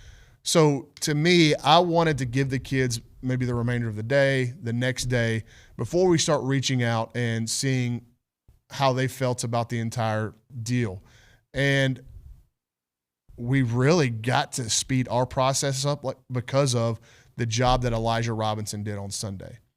I mean, as exemplary as you could have ever hoped for a guy that got a lot dumped on his plate Sunday morning. Yeah. Can you imagine walking up there and you think it's just another normal day, and I'm going to meet with my recruits and my guys, and then all of this gets dumped on you that morning? Elijah was a rock star. That's not just me saying that. That's multiple kids, multiple parents, multiple sources from Jason and I talking about the job he did with all the craziness going on across the street. He was a calming, steadying the ship kind of presence for the kids. He answered a ton of questions from the kids and the parents. The kids that weren't on campus, the commits that weren't on campus, he made sure that he reached out to late at night after his day was finally done, still calling people. You know, I think he mentioned that he didn't get to call his mom and talk to her about it till 11 o'clock at night. I talked to one of the commits and one of the commits' fathers who got on a phone call with Elijah, and the dad told me 100% confidence in the direction that Elijah Robinson is going to take this position in the interim. He just gave a ton of belief to the kids. You've seen tweets from Dominic McKinley. We've seen tweets from Miles Davis. We've seen tweets from Ty Anthony Smith. I got a quote from Ashton Funk, which was off the charts good. I just don't think people understand what that took to get that type of response out of the entirety of the commits that were on campus. To just, in an instant, an unsteady, bewildering situation was provided with clarity and confidence because of Elijah Robinson. I'm sure there was a lot of help up there, the other assistant coaches. But for Elijah to take the mantle like that and do that, I don't know what's going to happen. My opinion does not matter 1 ounce to the decision makers over there. But if you can keep Elijah Robinson on this staff, I think it doesn't it give you big Terry Price vibes? 100%. And I was hoping somebody would ask him in the press conference the other day, what do you think Terry Price is saying right now? Because they became such good friends, and just I think TP's influence on Elijah and Elijah getting this opportunity, whether it's interim or permanent, or does he get a promotion and stay on staff? I think he is really – I would bet Elijah's really happy for Terry and just very proud of the friendship and the mentor that TP was for him. And you know TP would be just over the moon excited for him. So I thought that was just a really cool an avenue that I started to think about Sunday night into Monday morning. I'm trying to think other coaching changes that have happened throughout college football. And there's an interim that comes in. And there's still question marks here. That's going to be the case because all the other schools are trying to poach these players. They were trying to poach them during the Jimbo regime. Now they see even a bigger opening. Sure. But I think the response from current players and the recruits, to me at least, it softens it, and at least it seems like they're willing to play this out. Yeah, they're going to give A&M a chance, and I think that's as much as you could hope for is. And that's what Elijah did, is he has communicated with the commits, the recruits, the targets, and has I guess I left it out. That's a very nice phone cover. Thank you. It's like a wallet phone cover. Oh, that's very nice. Yeah. Look. This part's my favorite part. See this? Boom. And then you go for a run. Oh, yeah. Boom. And you've got all it's like your wallet and your phone case. Yeah. Very impressive. I don't like having stuff in my pockets. Very professional. Well, I've been accused of not. But oh, really? It happens. But to speak to professionalism, not to discredit yours at all, but the way Elijah handled it, that keeping these guys in a state where they're just willing to see what A&M's going to do, whether it's guys on the roster, guys in the recruiting class, or guys that aren't even committed. I talked to a very reputable source on Draylon Miller that said, A&M is, even though they let the head coach go, they're still very much in this thing. And they're very, very interested, he and his family, in seeing what Texas A&M is going to do with that head coaching hire. So, again, it's not an enviable position to lose your head coach in the middle of the season. But in terms of where things are at right now in the immediate aftermath, it's about as good as you could hope for. Look, we know Jimbo is an elite recruiter. But one of the things that made me feel better about this whole thing is some of the responses I saw, like, I forget who it was, you'll know right away. somebody was like, I chose A&M because of the A&M network, the Aggie network. Like, that's Ashton Funk was, yeah, he's like, I think his, paraphrasing a little bit, I was in shock, a little bit bewildered when the news first happened.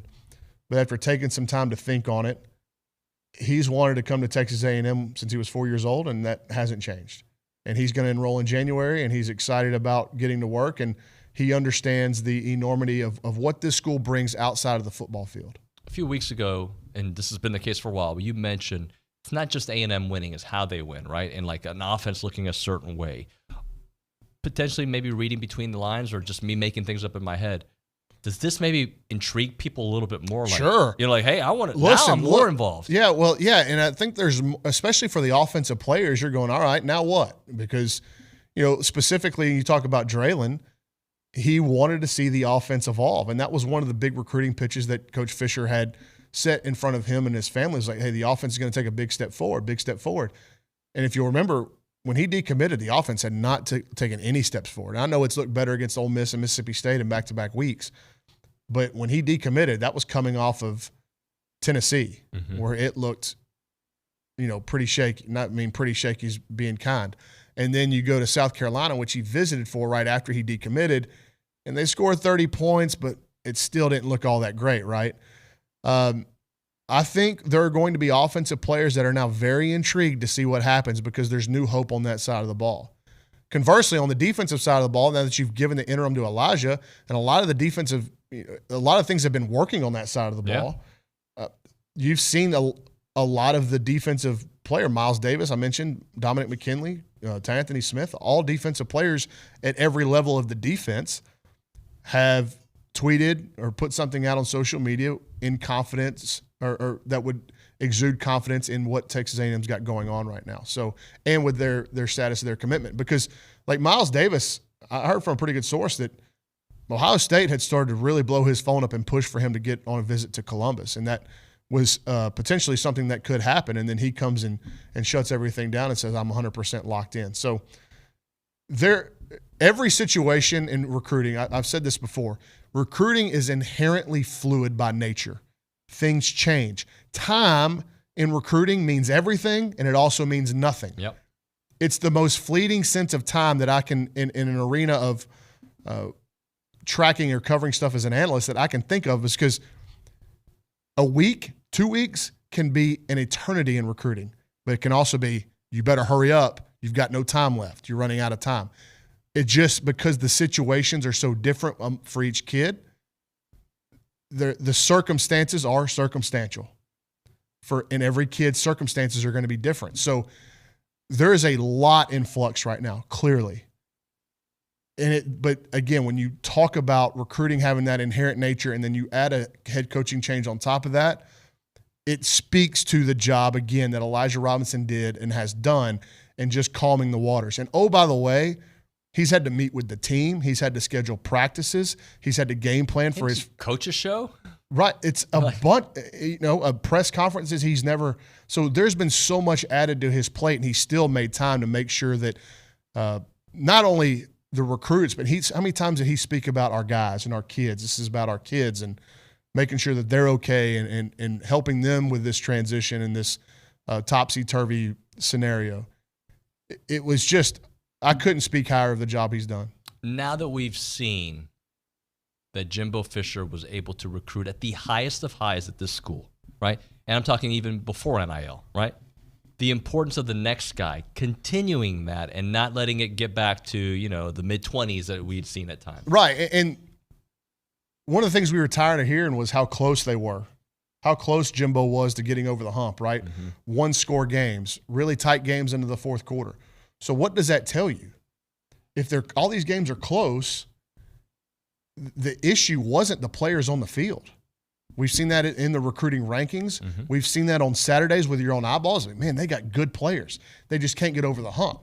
So I think continuing to bring in that caliber of player with the right message from the head coach, whoever it is, maybe that's all you need is just it doesn't have to be a blow it up and start over.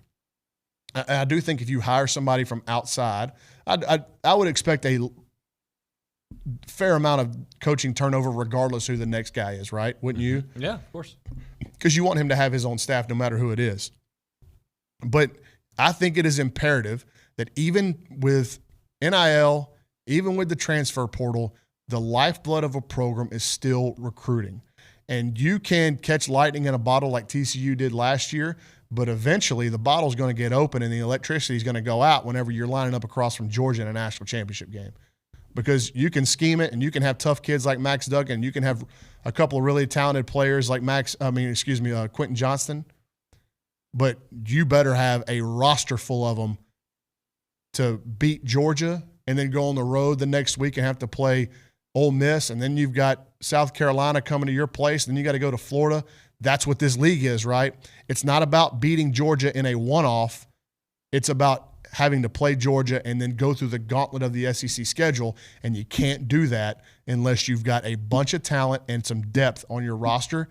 So I think whoever the next coaching hire is, they better be able to, and kudos to Jimbo Fisher because he has set Texas A&M in a different light in the recruiting world. He's recruited better than A&M ever has and showed the next guy that it can be done here. You can get the best talent in the country to come to Texas A&M. And that's a thanks to Jimbo Fisher. It's a thanks to the people that have their names on the buildings over there because the infrastructure and the facilities are off the charts. It's a feather in the cap of the collective and the NIL people who have set A&M up in that arena and made them not only competitive, but one of the best situations in that ballpark in the country. So a lot of people have come together to make this place a destination spot for top recruits, and that has to continue. I know you don't have an answer for this because there is no answer, but like, how long does the Elijah Robinson good grace last? Because at some point they need to hire a head coach, and it might be Elijah. I mean, I don't know if it's not going to be. If it is Elijah, I don't know who. I have no idea. That all that stuff's going to come from Billy. Right.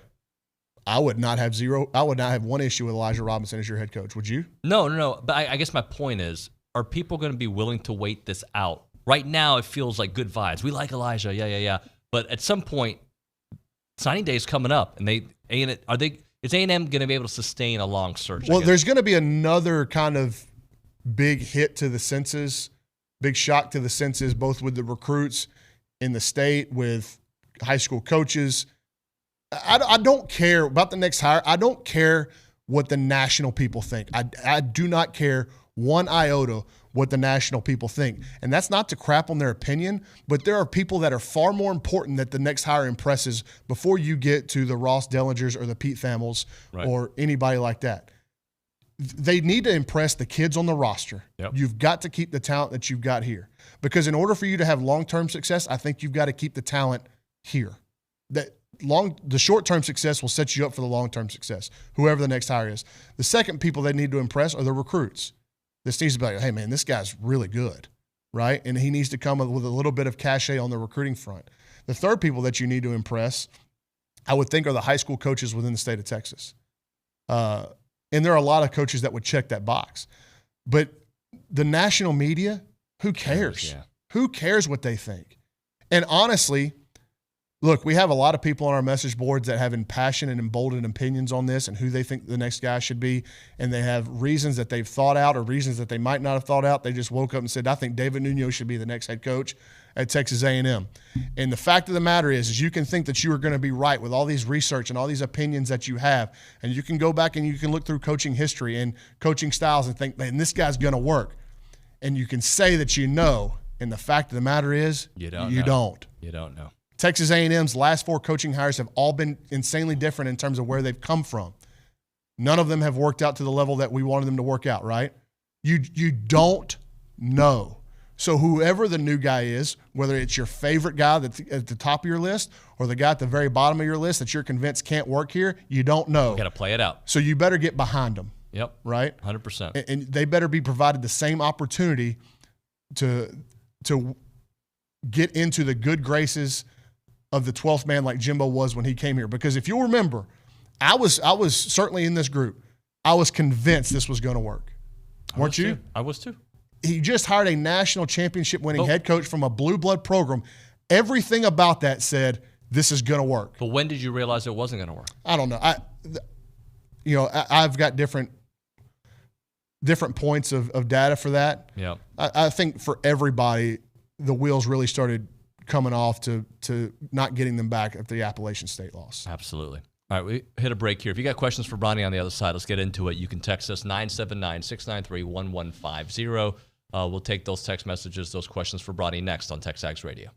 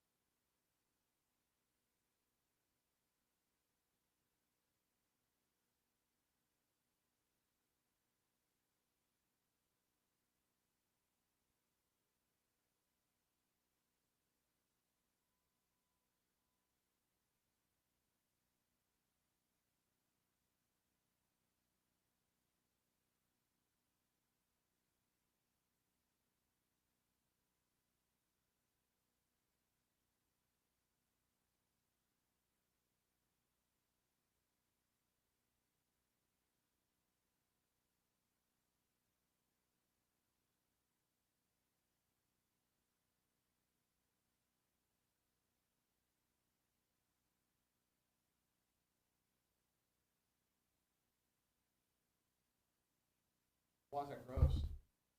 All right, so yesterday at the gym, I was finishing up, and I saw Bronny, and then all of a sudden I saw Lucci, and I'm like, goodness gracious, we all three haven't been together at the gym in a while, and in studio maybe once. I think maybe signing day was the last time we were all three together in the studio. I may or may not have recorded y'all talking.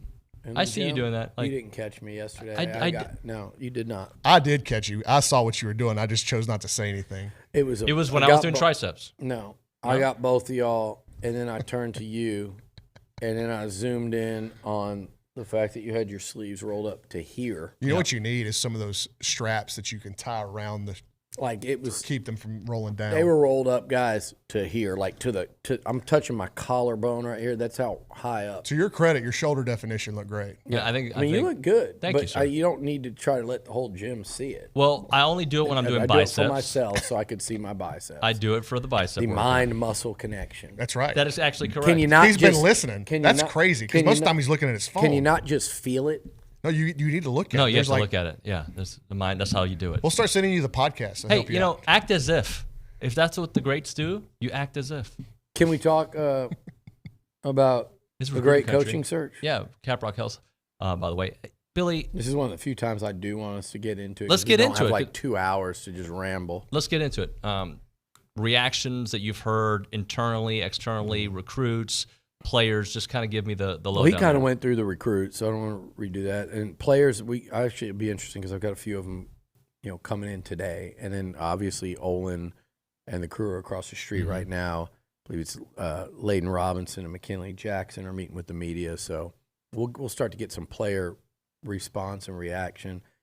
Everybody's just kind of sitting tight. What I've heard, though, that I've heard practices have been, again, this is, if you guys want to be those people, tune out. Just shut your crap off, tune out.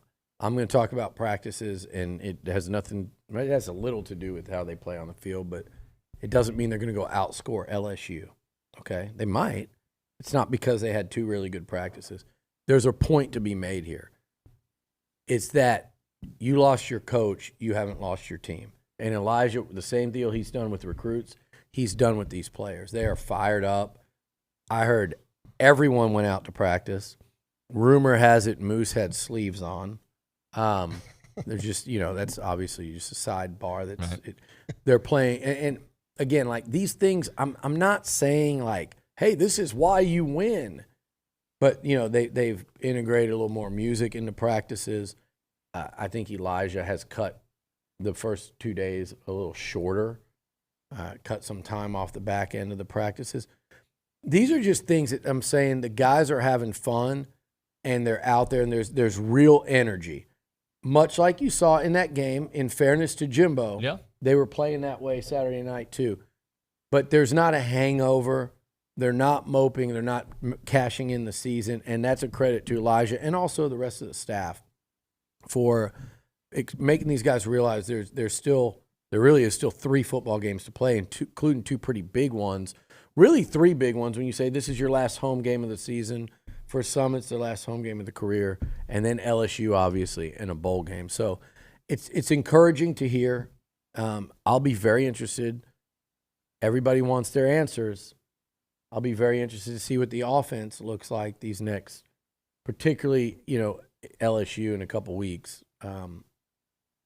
One way or the other, I think people will get the answer they're looking for. Well, I think what he's saying kind of speaks to what we were talking about in the first segment about Elijah's. Just a lot got dumped on him, right? Sunday morning, an incredible amount of responsibility got dumped on him, and he's just rolled with the punches in an exceptional way. And I think probably taking the temperature of the team Saturday night, going, man, those guys had a lot of fun Saturday night.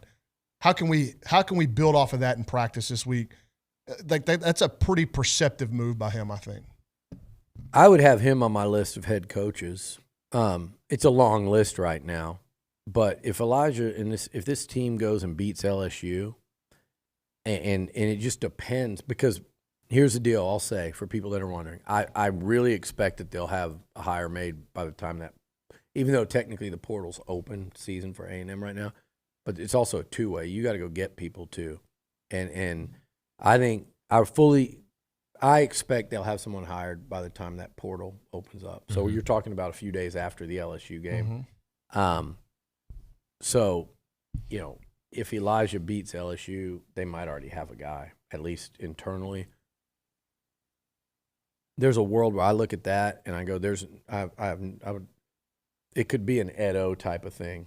Like if the search doesn't go the way they expect and this team plays their asses off for him and they go beat LSU on the road, which Edo did to Kevin Sumlin at Kyle Field, where at halftime everyone's saying Tom Herman took the LSU job. And then he went to Texas and LSU stomped a mud hole in the Aggies at Kyle Field. He gets the job. We've seen it happen, so there is precedent. And by the way, you're likely, I want to keep him in any, no matter who's the coach, I want to see him stay here. I'd love to see him get a shot at DC. Yeah. For everybody listening, Billy's not comparing Elijah Robinson to Ed Orgeron. He's comparing the situation, and that's it. Yeah. They are completely different human beings. I would have a lot more confidence in Elijah Robinson's ability to manage a program than Ed Orgeron. No question. Ed Orgeron got it right 1 year. He did. So did for 1 year. But that's because he had a hell of a lot of talent. Well, guess who else would have a hell of a lot of talent? Right. Billy. Elijah, or what he's about to ask, anyone else. Well, I was going to say, you hire the right guy. Go ahead. Go ahead. No, I was just going to say, initially, media comes up with this list of people who A&M might call. Well, what about the other way? Like, has there been interest out there that maybe we haven't thought of, or like, are people reaching out to A&M like, hey, put me in the mix? Yeah, the response has been tremendous so far.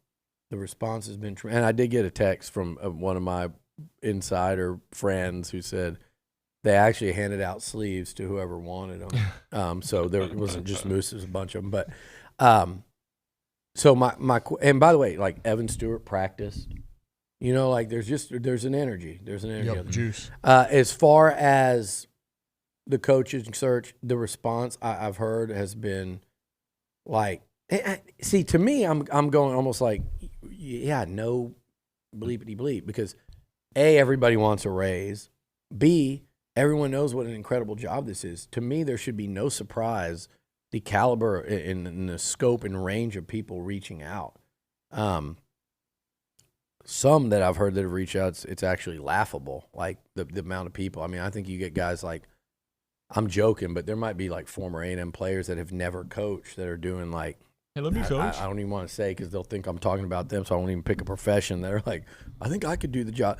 Like, well, yeah, I could too for $75 million, but the reality is the response has been like, damn, okay. Like, I think if you're Ross Bjork and whoever else is in this decision-making process, and I think that's an interesting question to ask, because I think at the top of it, Ross and Justin Moore, they're side by side up there, and as the AD and associate AD, hey, that's how it normally will go.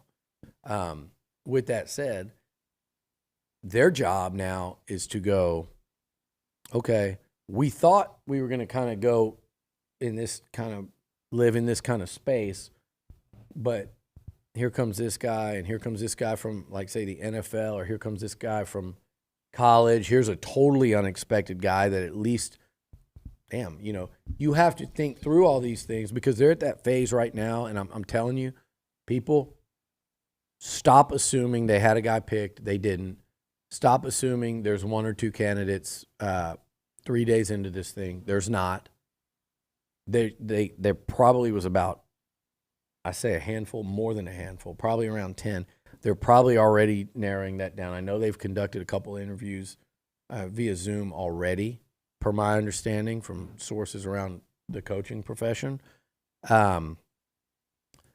There are a lot of names being thrown out nationally that aren't in the running. There are a lot of people who are turning the job down that were not considered or even not considered as viable options.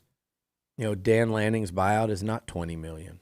It's closer to 50, because there's a Nike component there that people don't write or talk about, AKA they don't know about. I'm telling you now, Dan Lanning's is like 50. I'm telling you now, Lane Kiffin wants the job. Lane Kiffin, I do not see him emerging as someone they pursue. Everyone on TexAgs wants Glenn Schumann. And Brawny got drawn in there too. He tried to pretend like he came up with it himself. And then I go and read, there's a 20-page thread on the board from. Yeah. So I'm sitting there in the lobby. What about Glenn Schumann? I go, that's interesting. I go look it up. But I think at 33 years old, and he's not got the trajectory right now of a Lanning where everyone's going, damn, that guy's head coach ready. Mm-hmm. That's, if you talk to the people in Athens, that's not the assessment right now. I'm not saying he won't be down the road, but he's not there I don't today. think he's going to be a candidate. And that's somehow everyone latched onto that on Texas. Because that's what the fans can see is like, okay, he's the next defense. He's the defensive coordinator at Georgia. He's doing a great job. He's recruited well, but when you start diving into this stuff the way you do, and you talk to people that really know these guys, they'll give you a much better assessment. Are they ready for a job like this? And I think he's brilliant. Now, I think there's a few names that you feel very confident are going to be candidates. And when I say these names, don't, because they're not the massive names It doesn't mean A&M won't go get a massive name coach, because there are some of those under consideration. But, you're talking about obviously Mike Elko, obviously Jeff Traylor, and I think Leipold at Kansas will get a real look. Now, those are the three that I would say I would feel the most confident to say they're going to get a real look. Now, there's a lot more from there. I think if DeBoer at Washington will get a very real look. I don't know if you could hire him. That's one of the ones that's like, back up the Brinks truck, and if you can get him, you get him. I don't know if they can get, but I know that if you want to feel like A&M's shooting for the moon here, he is absolutely a guy that they're interested in and are gonna, pursue until they're told no. Let me ask you this, and this is something that we kind of talked about in the first segment.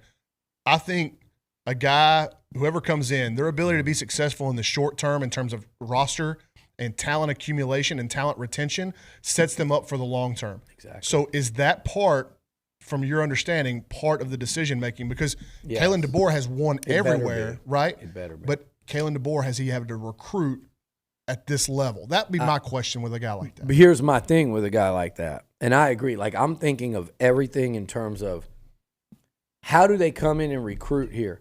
Like, I think Jeff Traylor comes in here and kicks ass all over this state. But then how do they do throughout the Deep South and the footprint of the country? Because don't give me your crap that recruiting is a little less meaningful now, because it's not. You better have players that can match Bama, Georgia, Clemson, Florida State, LSU, Texas, Oklahoma, or you're going to lose and it's just going to fail. And you're going to go 8-4 a lot, some 7-5s, and maybe a 9-3. And if you go 10-2, it's going to be a meaningless 10-2 like the ones Ole Miss does, where they get their pushed in by Georgia and Alabama, and then they go beat a 7-5 A&M team. So you better have real players. So you better have a guy that can come in and do that. I think with the right staff around him, I think Traylor could do that. I think Elko knows exactly what that looks like and what it would take to do it at that level. And I think a guy like Caleb DeBoer to come in here because of the momentum he's rolling with. So picture this, because I agree with you, and I said this earlier. I'm talking fast because I know we've got Burns coming up in a couple minutes. It's the fastest I've ever talked. I said this to Caroline on our podcast earlier.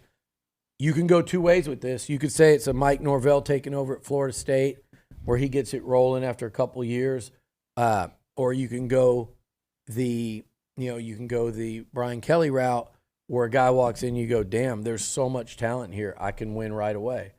You can be Sark at Texas, or you can be Brian Kelly.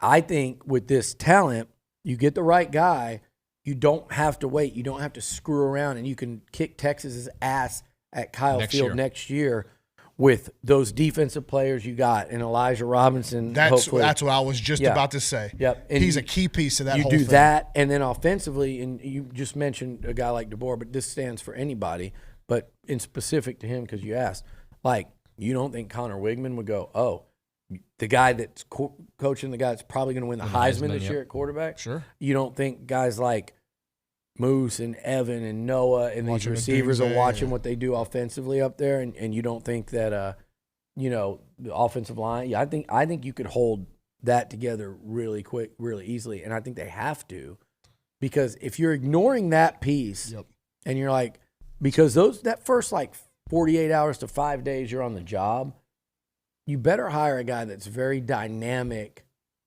with the media, that has some pop to him, that can also really sell to these players. And like you said, I think also that can figure out how important and how to keep Elijah Robinson. If you can't retain what you've got and sign what you've got, the rebuild becomes much longer. Yeah. And it's a shortened because of the transfer portal and NIL, that helps. But if you can get somebody, whoever it is, and I told David in the first segment, Billy, I don't give a crap what the national media thinks about this hire. Yeah, there are way more important people that their opinions matter about this hire, the kids on the current roster and the current recruits. Yeah. If you can get that right and keep the talent that you've got and sign the talent that you've got, this rebuild or whatever it's going to be happens a lot quicker. And I trust what they're doing, David, like the process, because they're exploring the big name, high dollar hire when in a couple instances that they've pursued, but also as names come up, they're not just blowing these opportunities off. And they also are focusing on guys that are on the other rung of that, which is like the Billy Napier, like the Norvell hiring him from Memphis, like hiring, Kevin Sumlin and Tom Herman from U of H, as opposed to the Jimbo Fisher, Brian Kelly, Lincoln Riley type thing. So we'll see where it goes, but I do think they're kind of all over the map, but dialing it down pretty quickly. And I do expect that in, 2 weeks from today, we'll have a new head coach at A&M. Thank you, Billy. All right. Thank you, Bronny. Yep. We'll come back with Peter Burns for a few minutes next on TexAgs.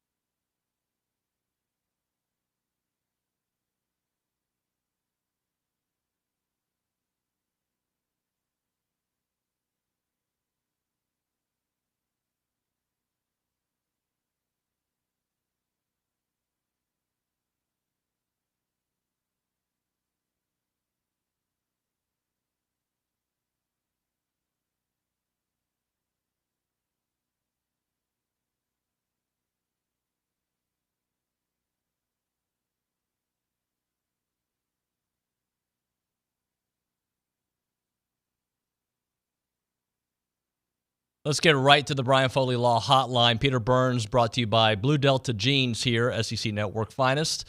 PB, good morning, buddy. You guys hired a head coach down there yet? Are we're good? Opening press conference here soon or what? Billy says he expects it right before the transfer window opens. So here in the next couple of weeks, right after the LSU game. So they better get a moving on it. Peter, this is a pretty simple question. As a LSU fan, but an analyst and a fan of the SEC in total, if they get this hire right, then what?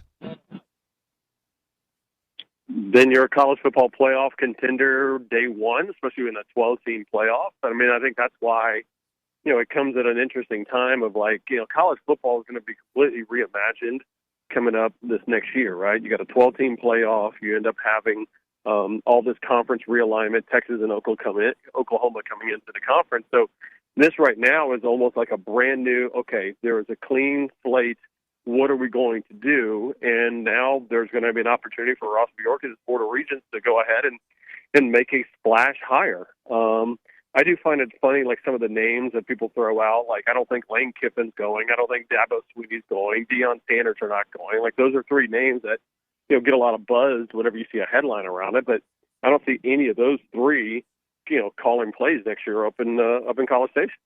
So who do you think makes the most sense then, Peter?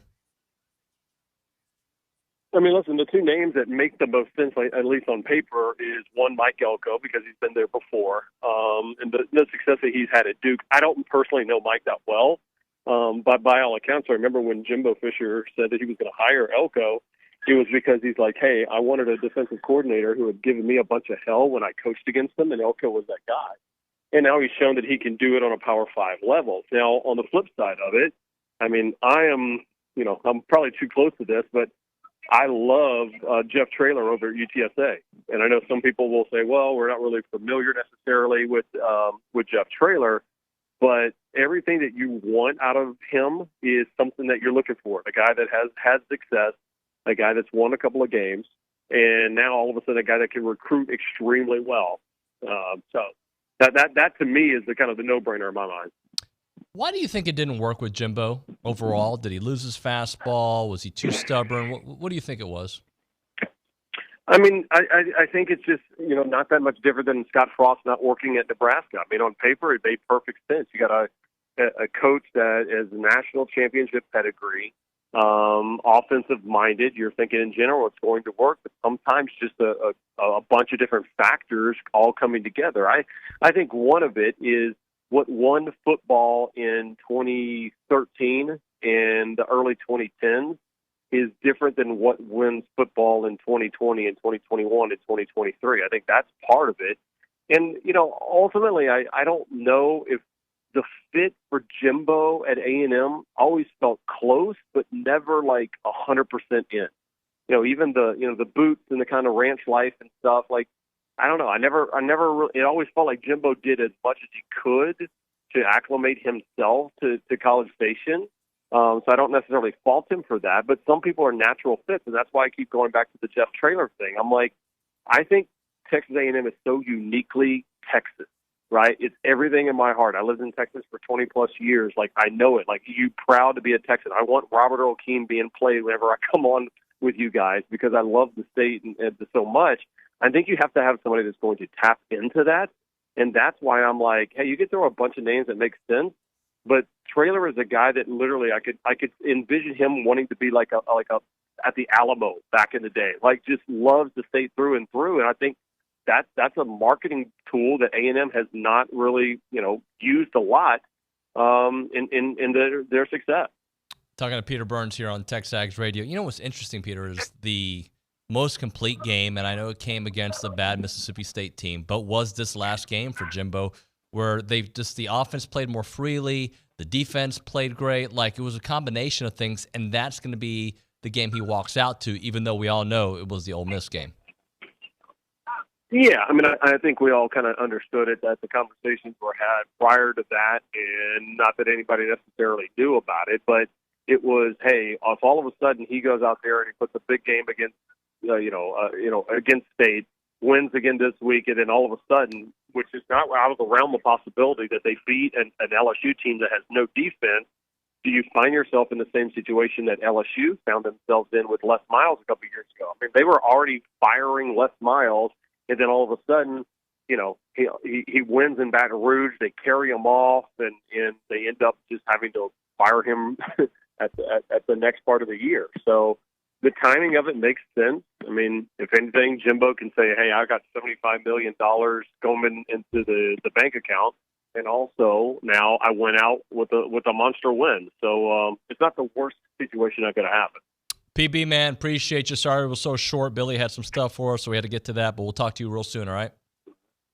I got bumped for Billy Lucci. Unbelievable. All right, now I'm pissed off. I'm going to call on about this.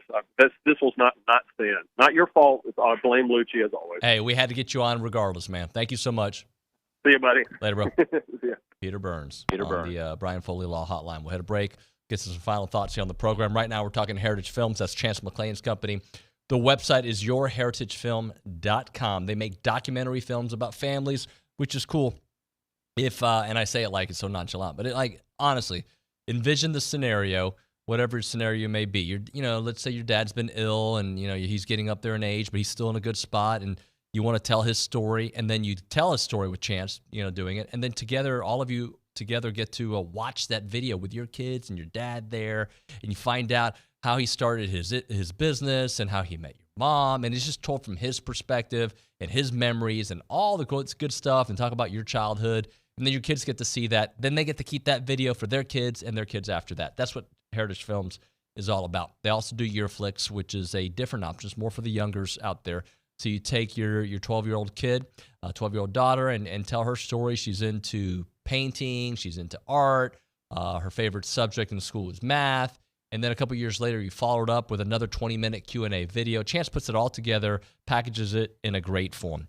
The website is yourheritagefilm.com, yourheritagefilm.com, 713-893-8341, 713-893-8341.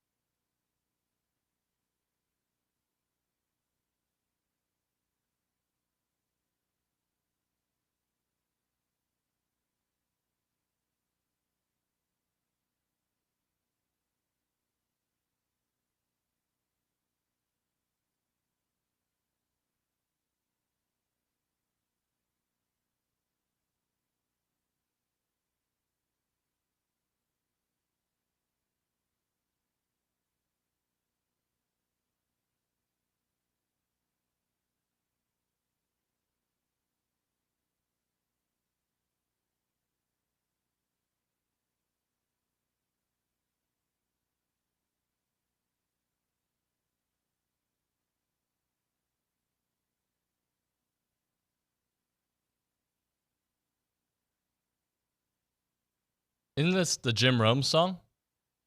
Pretty sure it is. TexAgs Radio presented by David Gardner's Jewelers, Rollo Insurance Studio. I want to remind you guys, I've got about a minute left. The Coaching Search subscription special, $89 for now through kickoff over 9 months, 37% off the monthly rate. Available this week only. New and previous subscribers only, not available for current subscribers. Cannot be combined with other offers or subscriptions. TexAgs.com/special. I know there's a bunch of you that are new, sampling us and trying to get the insight. Well, Billy is going to put breaking news first on that site and is going to marinate there for a little bit before we make it here to the air. The full head coaching search, along with any additional staff members that may be added, our full recruiting coverage leading up to signing day, both early signing day and national signing day shows, a full season following the nationally ranked Texas A&M basketball team, baseball team, full coverage for the summer, the entirety of the 2024 fall camp. All right, so we learned some stuff from Billy. We'll continue learning it. We'll see if we can get him back on the show tomorrow and, of course, on Friday. Thanks for watching. We'll see you mañana.